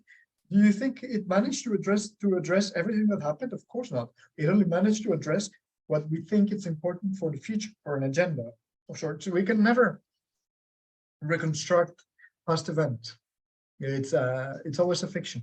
So I think in that sense, you're always in the past, you're always in the future. You have a system that goes back and forth, and you have to embrace the back and forth, and just throw yourself at the back and forth. It's super interesting what you said also about this permanent present. Very, very super interesting. I just wanted to add a follow-up question about, because you mentioned Colombia, and I was super interested also in that. Was there any like super big media coverage of some like major outbursts? Was it like media backed a little bit? Because I think our notion of like understanding of wars is not totally dependent of media and how it is covered. Like. Huge, and there was a lot of. But still, it's not enough to create this sense of for Colombians that there is a war. No. There was a lot of coverage, and the coverage took places in many interesting ways. It took places in basically every form of journalism, every media, every newspaper had something to say, but also artists. There was theater plays about it. There was all forms of, of course, painting, exhibitions, films. You name it, books about it. Of course, the Truth Commission itself understood that the final report, being this like giant, massive academic text, was going to be read by basically academics. And it would be very hard to say this is what happened, because you have to see that, for instance, a friend of mine published a book that was called Military and Guerrilla in Colombia. So he compiled the history of the military and the history of the guerrilla and put them together in a book. And just by being in the same book, the guerrilla would say, I don't want to have anything to do with this fascist book. And vice versa happened to the military, right? They felt that just the proximity of the stories totally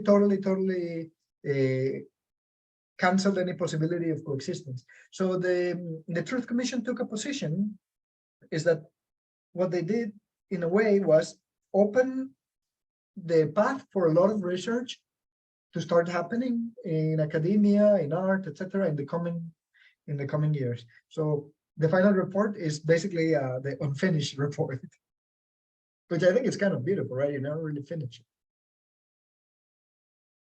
it. I don't know if that answers. Thank you. No, it's perfect. Yeah. Rowan.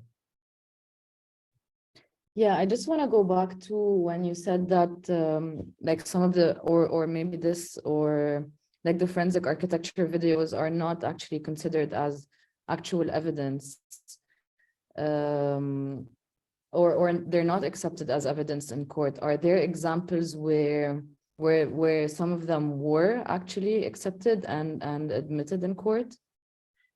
And like what also like what changes? Like, I don't know if it's because of this video or this legislation, or so what basically shifts within the documentary practice or within this evidence? Yes, I think again, what happened in this sense is that the forensic architecture videos, they're all made in different contexts. Some have been accepted as evidence in court, but then forensic architecture as a witness has been disqualified for technical reasons. Yeah, which is basically by not being a, what I told you, expert witness. So there is that level of complication, and this is why I started, the little talk today, talking about truth, because I think truth is really what we should start, getting really cautious about and really start questioning, right? Like this video that you just saw, has a very, clear position. These are the methodologies that we find this truth, but it is not by any means, the only truth. You could just construct very many different truths. So there is this thing, when and again, I put this in the little description of the seminar to a degree, but like when George Boole started the Boolean algebra in the 19th century, he created he only was using two values, right? True versus false. Things were either true or false. And this allowed some mathematics, to progress quite a bit. And this is actually, the base of, most, electronic technology that we use today, on or off, basically, if we could bring it down and reduce it to its most practical sense. But in the early 20th century, there was a mathematician whose name was Alexander Grothendieck, and he really transformed the field in many, many ways. Of course, he had a lot of contributions to topology, category theory, algebraic geometry. But the most interesting thing that he did is that he proposed the idea of motifs. So motifs are a type of abstraction that can be used to unify different branches of mathematics. So imagine we're starting to use abstraction as a mode of mathematical thinking to find truth, right? So all of a sudden, what you have is that of course, again, you have the object, and instead of having like, say, for example, you have the object, and the object is a walnut, and the traditional, Boolean logic would be to hit the walnut with a hammer, and then you remove the shell, and then you eat the walnut, and the walnut is a little bit broken, and, it's just, and then when you have the motifs that Grothendieck is proposing, which are more abstract and more sort of plastic way to unify different forms of mathematical thinking, what you basically have is that you're taking the walnut and you're dropping it in a large context, and basically you could say like a form of solvent, and then you slowly disintegrate the shell, and you have the walnut. Well, since this started happening, like an outrageous amount of mathematics has been developed. It's like this change in mathematics allowed basically like something outrageous, like 80% of mathematics has happened since this. 80% of all the mathematics built in the history of mathematics. It's crazy, because all of a sudden we have more. We had other tools to start dealing with the notions of truth and verification. So I think this is really crucial, and this is really something that we should engage, is that we can build and question the truth values of something, not if it's true or false, but start thinking about the gray zones and the gray categories of truth values. So this is kind of, yeah. There was another hand up recently. I just lost you, sorry. There was one. Yes, sorry. I think about in another way is about one trouble about this situation of I don't know. This is one sensible subject about the problem that the aesthetic questions is used to erase crimes that can no longer be done. Not just not just prove. You have no impossible to as true to see, but this is about eliminating the only evidence that you have of that. I speak about the National Socialism evidence. It's not possible. For example, in I don't know. This is in 2008 in the city of Cologne, in Germany. One building, the building that contains these archives, these archives, is collapsed, total collapse. One problem that is that this historical memory law throughout the whole Europe. This is another situation that is in another way, because which destroys the monument, for example, of the winners of the Second World War, on all this situation about the declassified files that say that the communist, also Soviet Union, also had concentration camps too. And that is in another way. This is when I think this discussion is beginning in the situation about aesthetic discussion about that all documentary practice is fiction. I don't know, but because you say, okay, for example, the position that the documentary is something subjective. In this case, for example, of the videos and photographies taken by the Nazis themselves. The Nazis it was said to be a look that was interpreted as exaggerated. This is exaggerated. That people are that's not possible in German. But today, and then yeah, the situation that is very complex, because I think I might understand. I think is the situation was because after second war, the borders of the countries is changed. This way is not possible to know what of this person, this pirate person is in this country or not. Then the cipher person, until you had no permission from that new country to come to investigate it. And this is one situation about the National Socialist Archive is in another way from this situation, because I think I agree that the documentary practice today is another thing, because it's yeah, what do you say? It's very interesting for me. But another way is how the people arise declining from this situation that's not possible to have them. You know, what do you mean about?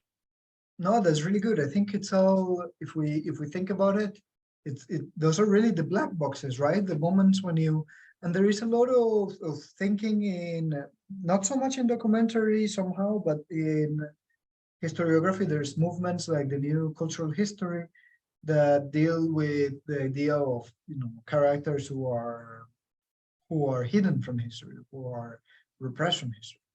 For instance, I don't know if you've heard about this, but in 2007, a historian looking through some archives in Bogota found a picture of a black man dressed as the president of Colombia. So he thought, what is this? Weird. And through his research, he found out that Colombia for 6 months had a black president in 1860. So this person was totally deleted from history.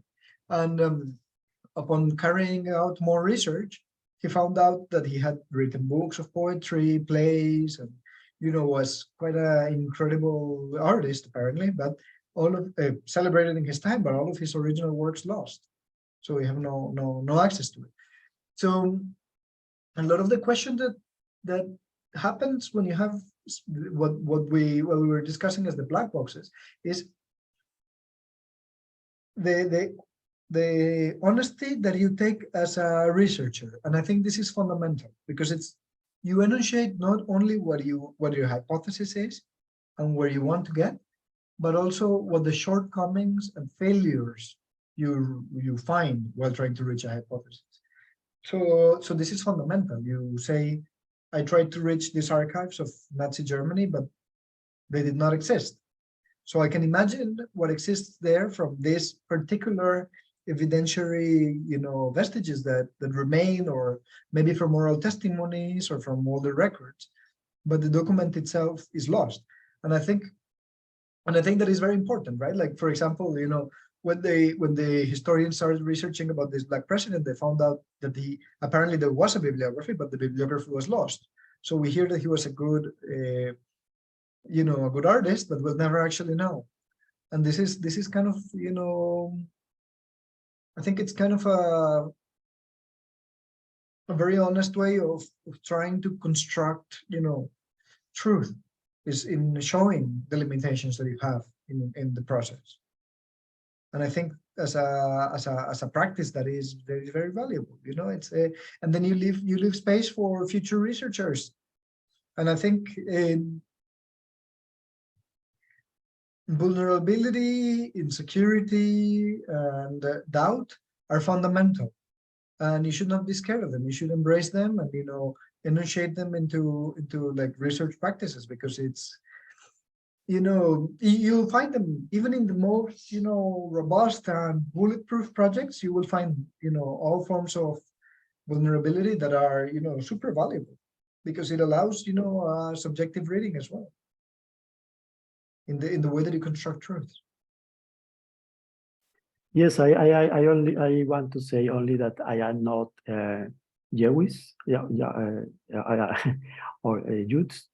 I don't know. I don't have any German relatives. I had not to do because I am Colombian too, and we had no this situation about Nazis or communism or but it's interesting that today is very relevant, because today we begin this Ukraine situation on Russian in the new Cold War situation, on a very relevant issue about documentary into the national socialism, on communism, on what this is the very beginning from this documentary practice is very, very relevant today, and that I am happy to hear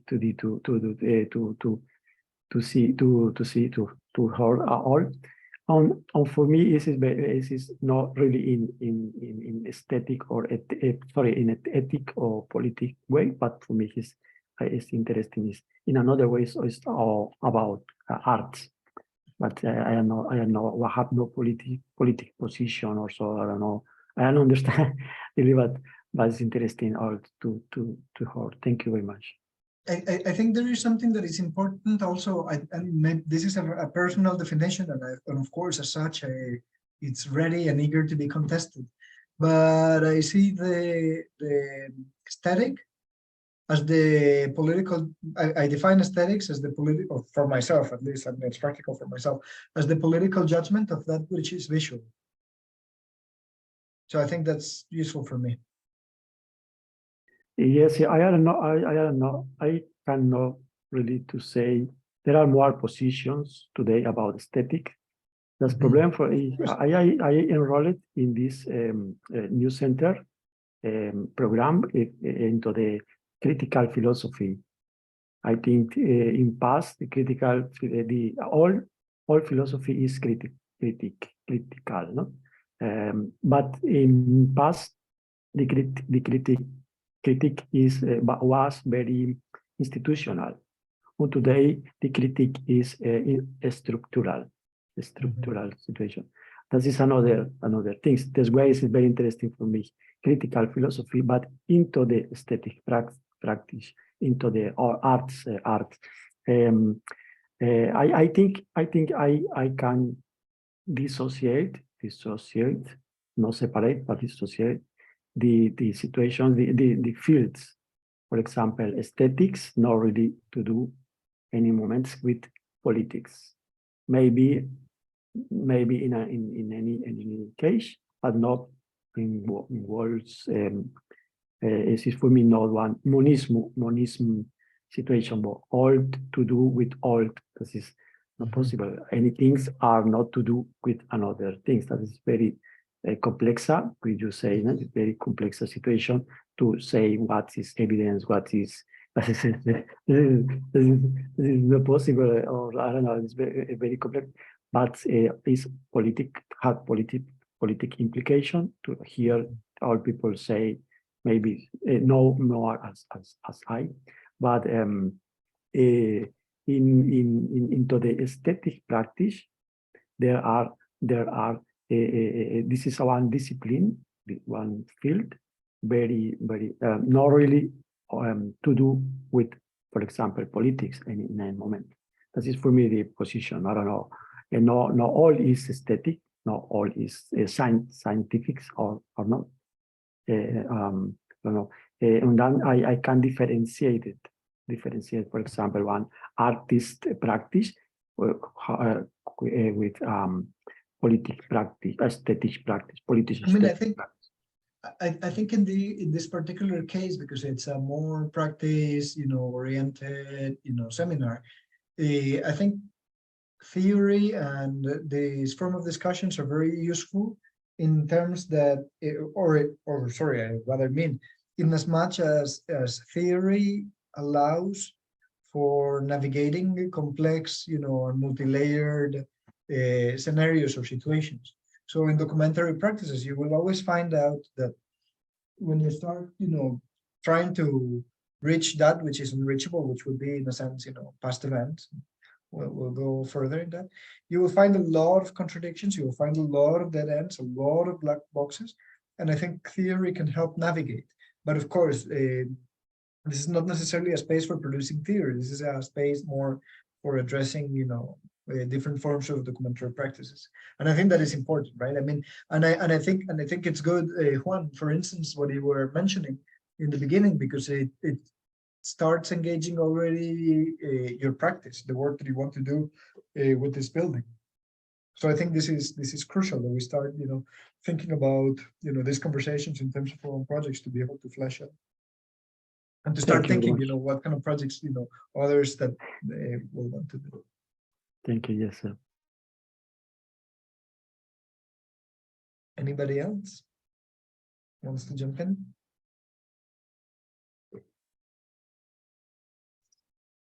Manuel, I have a question. Well, it's like a question comment. So last year I was in Cecile Malaspina's class, The Great Refusal, and we watched The Act of Killing, which I found to be completely horrific. And the conversation we had was really hard for me because when we talk about these types of documentaries, we talk about the aesthetic, the theoretical, but it's divorced from the actual horrific event of people being murdered. And I guess, is there any reconciliation between that? Like, can we ever understand that horror, or how are we expected to deal with that when we're looking at the past? I mean, I would think that's kind of a very important question that also has a moral element that is hard for me to reconcile to a degree. I think it's different. I mean, The Act of Killing is a very horrific film, of course. It has some things that are very interesting, as the notion of, truth, testimony, space, and past events that are quite well constructed and very meaningful in that. But I don't think films should give you, but this is very personal and very biased, but I'm just going to throw it there.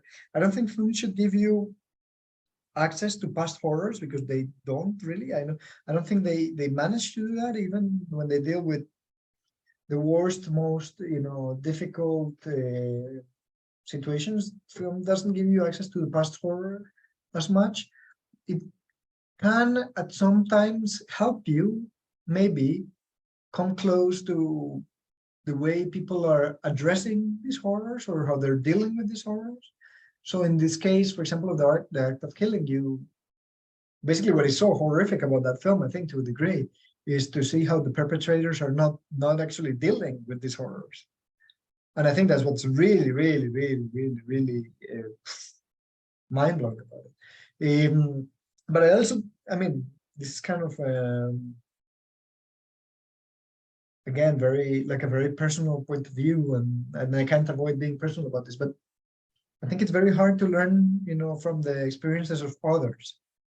I think if we could actually learn from the experiences of others, and I don't mean it as in documentary practices, I mean it as a thing as being a human. Like people tell you, don't touch this, it's bad for you, and then you don't learn until you touch it. It's hard. It's hard to relate. You can relate with your emotions sometimes and deal with how people are searching and looking and trying to close, but it's not always there. And I think films can, or research can help you, come close. But I also personally wouldn't like to bring an audience into the horrors of what it means to lose a loved one. For instance, I wouldn't like to bring my audience there ever. But that's quite personal. Sam. Oh, sorry, Rachel, you were asking.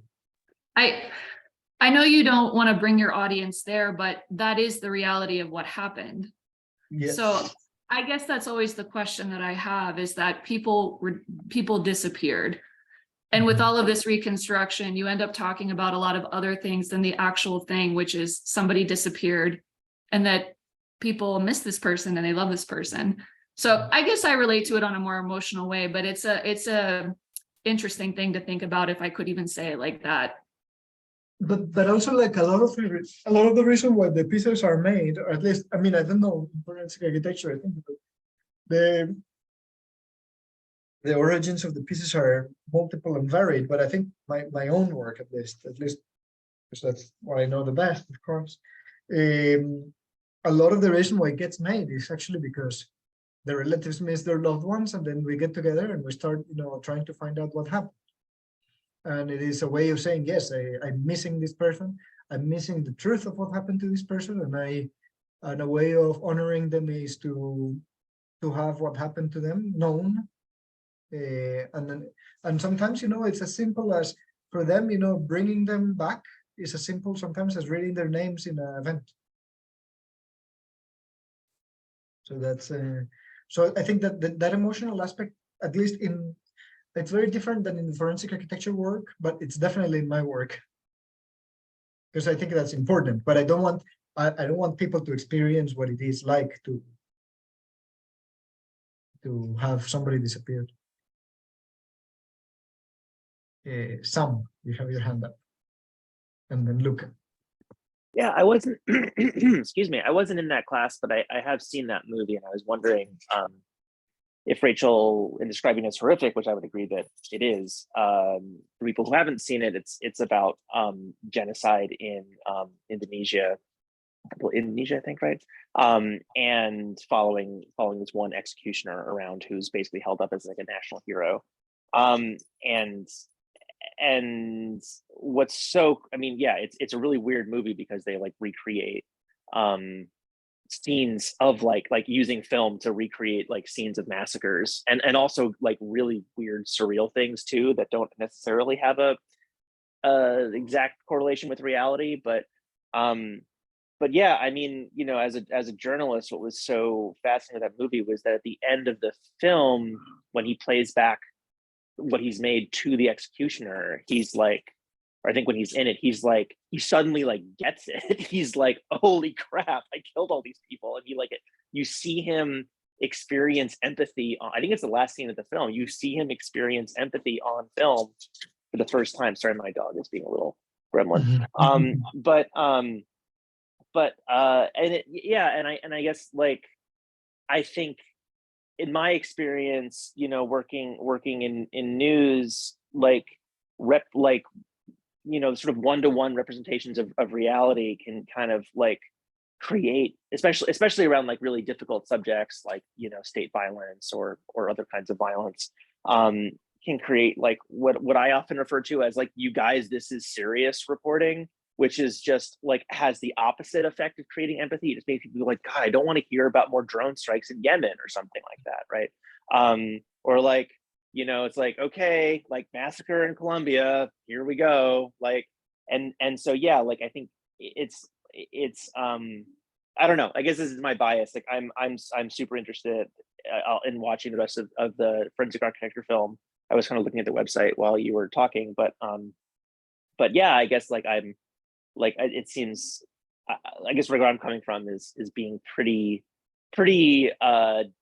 like just sort of disappointed in like kind of, you know, journalism's ability to or like a, you know, what you start as like a one-to-one representation of actually creating empathy. So yeah, I don't know, that's just some thoughts. No, and empathy is very important, but I think, you know, there are boundaries to it. For instance, one of the things that I did in one of my films, I'll share the film with you if you guys want, was that I was working with a collective of mothers of the disappeared in Colombia. And you know, they were basically, what is the objective of the mothers of the disappeared? To find what happened to their children, right? So they had it quite clear in their heads. These ladies were brilliant. They thought, well, the only way that we'll actually find what happened to them is if we ask the perpetrators. So there was a kind of strange peace process that happened before, where the paramilitaries were demobilized, and they went to jail. So the mothers thought, well, we have to go to jail to talk to them. Well, it was easier said than done. The jails had changed basically their internal like law, because there was a lot of cases of corruption, people going there and saying, oh, just say that you killed my child, and then I'll give you some money, because then the government, you know, gives them money as a reparation. So then they would split it with supposed perpetrators, but in the end, the child was actually not killed by the paramilitary, was killed by a truck while crossing the road. So imagine the level of corruption. So it was very difficult to enter jails. So it so happened one day I had a lunch with my mother and one of her friends, and her friend starts, you know, telling me that she's doing theater plays in jails, and that, you know, she does this sort of like NGO work. And, you know, a bell rings inside of me and I think, oh, bingo, that's what I need to do. So I go to the mothers and I tell them, hey, I know how to get into jails. We're going to make a theater play. So we is a lot of people, but they wrote the play and they acted in it. I helped them, you know, direct it, and I gave them, you know, some spaces to do it. We found, you know, museums that would allow us to like rehearse in the theater that they had. And I told jails that we were, you know, a theater collective. And then suddenly it was like a Trojan horse. Like suddenly the war victims were going inside of the jail to confront the perpetrators. And the play, of course, was about this. And then they're very, very beautiful, you know, the way that they thought about it. They thought in the end of the play, the perpetrators ask for forgiveness and we forgive them. So that when we confront the actual perpetrators, they know that we're ready to forgive them. And they basically did that. And when they presented the play in jails, they would, you know, do the play, and then they would, you know, give a little speech and say, you know, we're actually war victims. This is why we're here. This is what we want to present to you. We're looking for disappeared children, and you guys can help us find them. So they started doing this when I was there, and then, you know, they kept doing it afterwards for many years. And they actually found the whereabouts of some of the people, because the perpetrators felt empathy. And the perpetrators felt empathy, and they would say suddenly, well, I think, you know, I don't know where it was, but, you know, this person may know, so talk to him. And they started building this kind of networks. So I think, again, if we go back to the more, you know, conceptual and theoretical parts of the beginning of this talk today, and we talk about the mechanical, you know, version of the world versus, you know, the idea of moral objectivity. We have the idea that a researcher has to be detached, right, and like objective and cold, right? Well, I think this is not so interesting anymore. I think this is an idea we should actually attempt to get over with. I think, you know, as researchers, we can actually transform these things that we're looking at in proximity and in dialogue with the people that we are that we're interested in, or that, you know. So I think this is, you know, we are in a fortunate space that we can start, you know, thinking that, you know, it's not like there's like a truth out there that we just like say this is the truth, right? And that's like, or journalistic form of methodology. It's like, no, we construct the truths, we find ways to construct it, we are actors in this, and how do we play, you know, as creatives?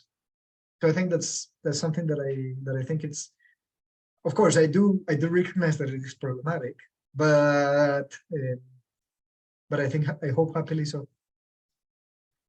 One last question from Luke. Yeah, Manuel, when you were talking right now about these documentaries or research, you were considering it as art practice, right? Not just journalism, right?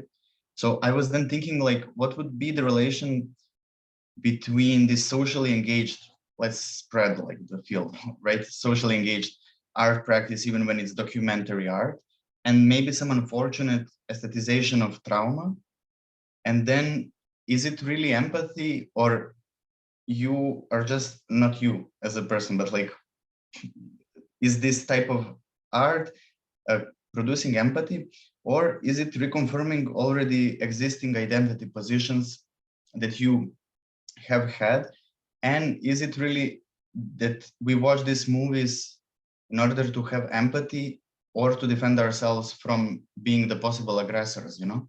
And then also, like, if you know in advance that what people could experience after watching a movie about genocide, that means that possibly we didn't manage as artists to actually produce a moment where you slip through your identity positions, you know?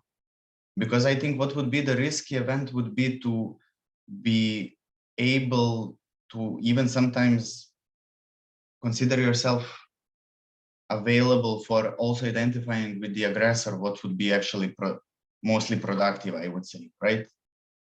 But that's maybe like now a lot of these questions, which I'm also interested in my own practice, and which is this border between, like, because then also, like, who do we respond, where do we, which economy do we belong to, right? We belong to art economy, an economy of images in the end of the day. And then the trauma part stays always a part of the, of course, victims, but then also NGOs and things like Norwegian Institute for Prevention of Genocide and so on. And even when, yeah, sometimes I even have this feeling that artists coming from artists that come from unfortunate events as countries that were committed genocide against tend to maybe carry even the, how to say, the trauma of the whole nation onto themselves or society, which I'm not, no, I mean, I don't know where to go with this. I don't have like the strict binary. I think it's good. I think it's good, and I think you have some questions that don't necessarily have an answer, which I think is good. I think you should embrace that. And I think it's hard to speak about it in the general, because I think it's interesting in this particularities in the specific.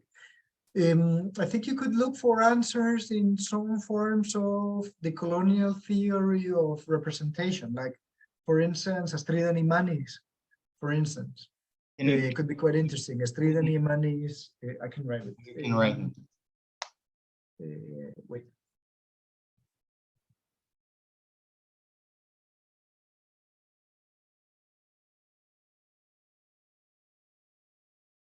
So Astrid and Imanis has a great testament, which I think is very interesting, right? I think one of the core things for me there, and the way that I navigate this, because this is something that it will actually never escape when you deal with documentary filmmaking, or at least that's kind of what I deal with the most, is,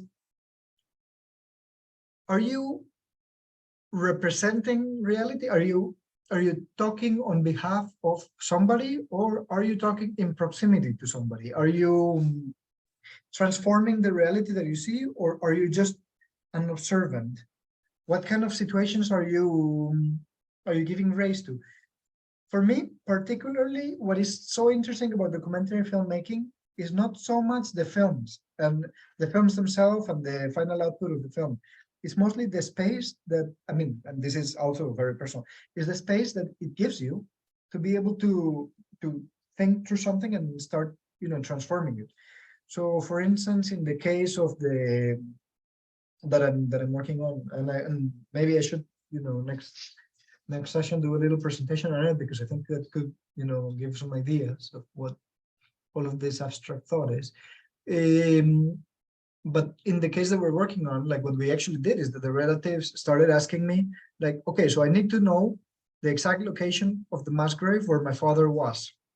So we started researching it and we found I need to know if the house where we lived as a child when they kidnapped my dad is still there.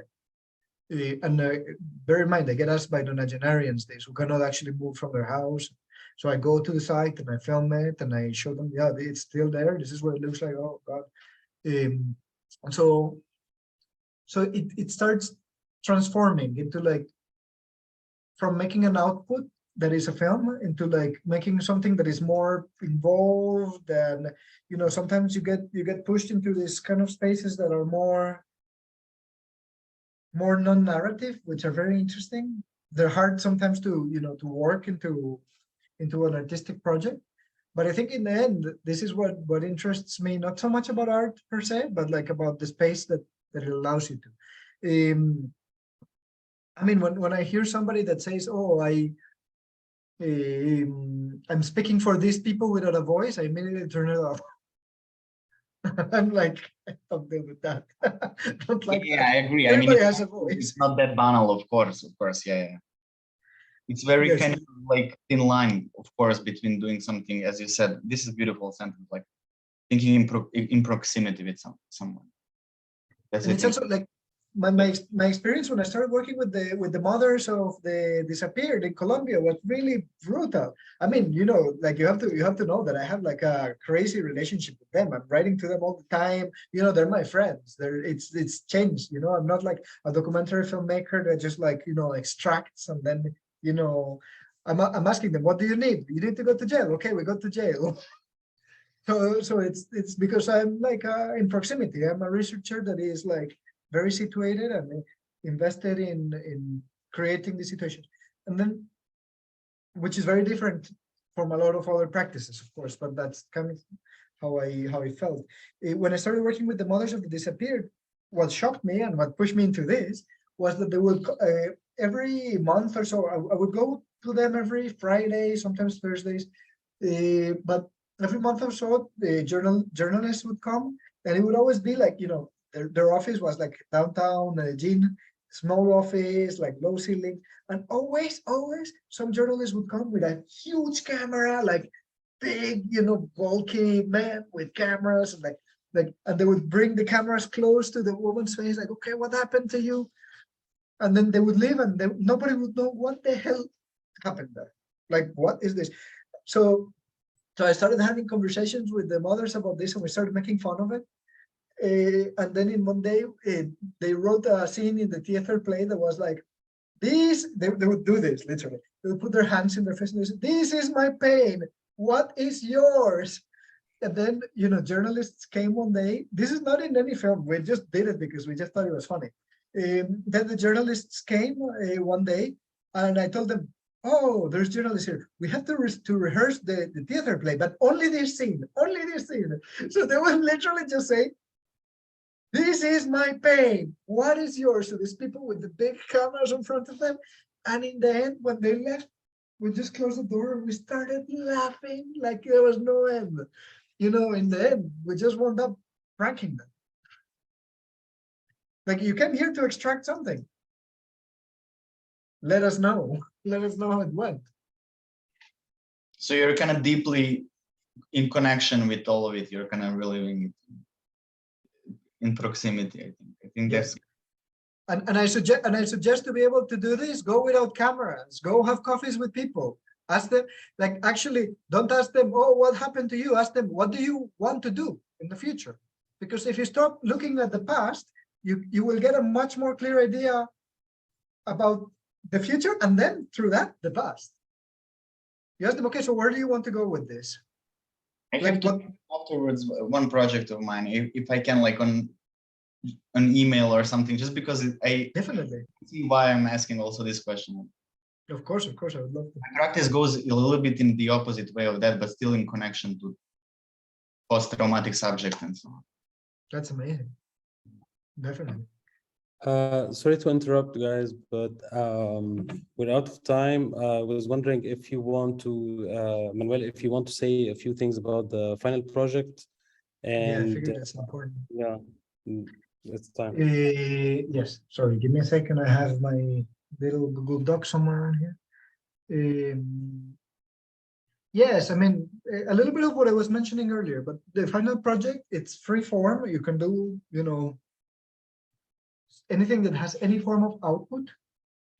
But I encourage you to, where did I have this? But I encourage you to do something that deals in a critical way with the practice of documentary. This is a heavy project. It's worth 40% of your grade, so that is the most crucial part. You will have to choose a concrete case of study, and try to go through it. I mean, it's in the syllabus. What else do I think about it? If you do decide to make a film or a sound piece, try to keep it under like 30 minutes.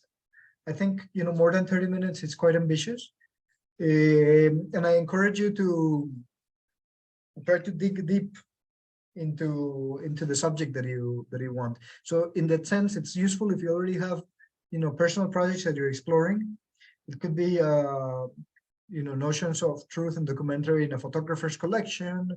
It could be an archival building that doesn't exist. It could be the WhatsApps of your family. It could be, we can be very open about it. I think in an ideal world, which I hope we are, you start thinking about it from this session onwards, and then maybe we can have a discussion in 2 weeks about it.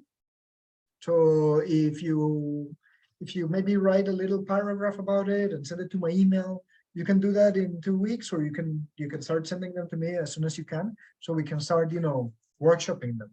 Because I think in this sense, we can think of the third class as well as what the class is, as a form of development lab, where we'll develop collectively ways to approach a documentary project. If that sounds good. Is there any questions about it? I mean, I know it's quite abstract, but it's intentionally so. Okay? Manuel, will you be checking Discord? I'm quite bad at the Discord, but I have a Discord. I can check it if you prefer. The best for me is email. If you send me an email, it's quite quick. Or WhatsApp, but that's something else. Okay, regarding the presentations, Manuel, I would suggest that we start with the presentations, the readings from the second session, just to align the session with the topic, the presentation with the session's topic. I'll send you guys this spreadsheet to just sign up your name, and I think we have to do it in groups of two, from 2 to 3. Like if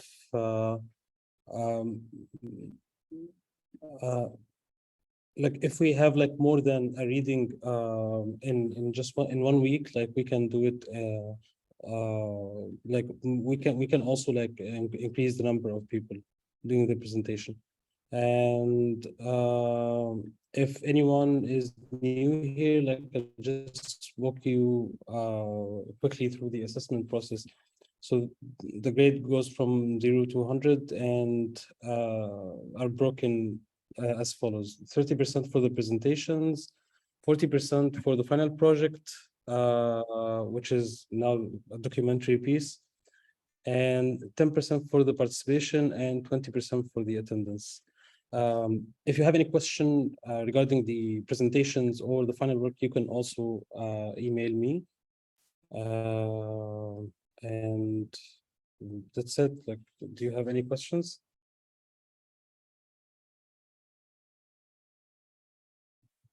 just a small question in regards of the deadline of the documentary. Is it something that should be happening by the end of this seminar? Because there is this 2 weeks in the new Center of Policy, like 2 weeks after the finissage of the ending of the seminar, there is 2 weeks of doing the project, or is it different?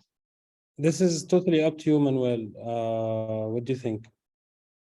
I mean, for me, in an ideal planet, they could have more time so that they can develop, you know, a work that they feel happy and satisfied with. So I think, you know, if 2 weeks is the last they can, then let's do 2 weeks. 3 weeks would be better, I think. You would know. Okay, 3 weeks. 3 weeks is great. Do you think so, guys? So Okay. when would that be? 3 weeks. I'll March check. 11, no? March 11. Perfect. March 11. Okay.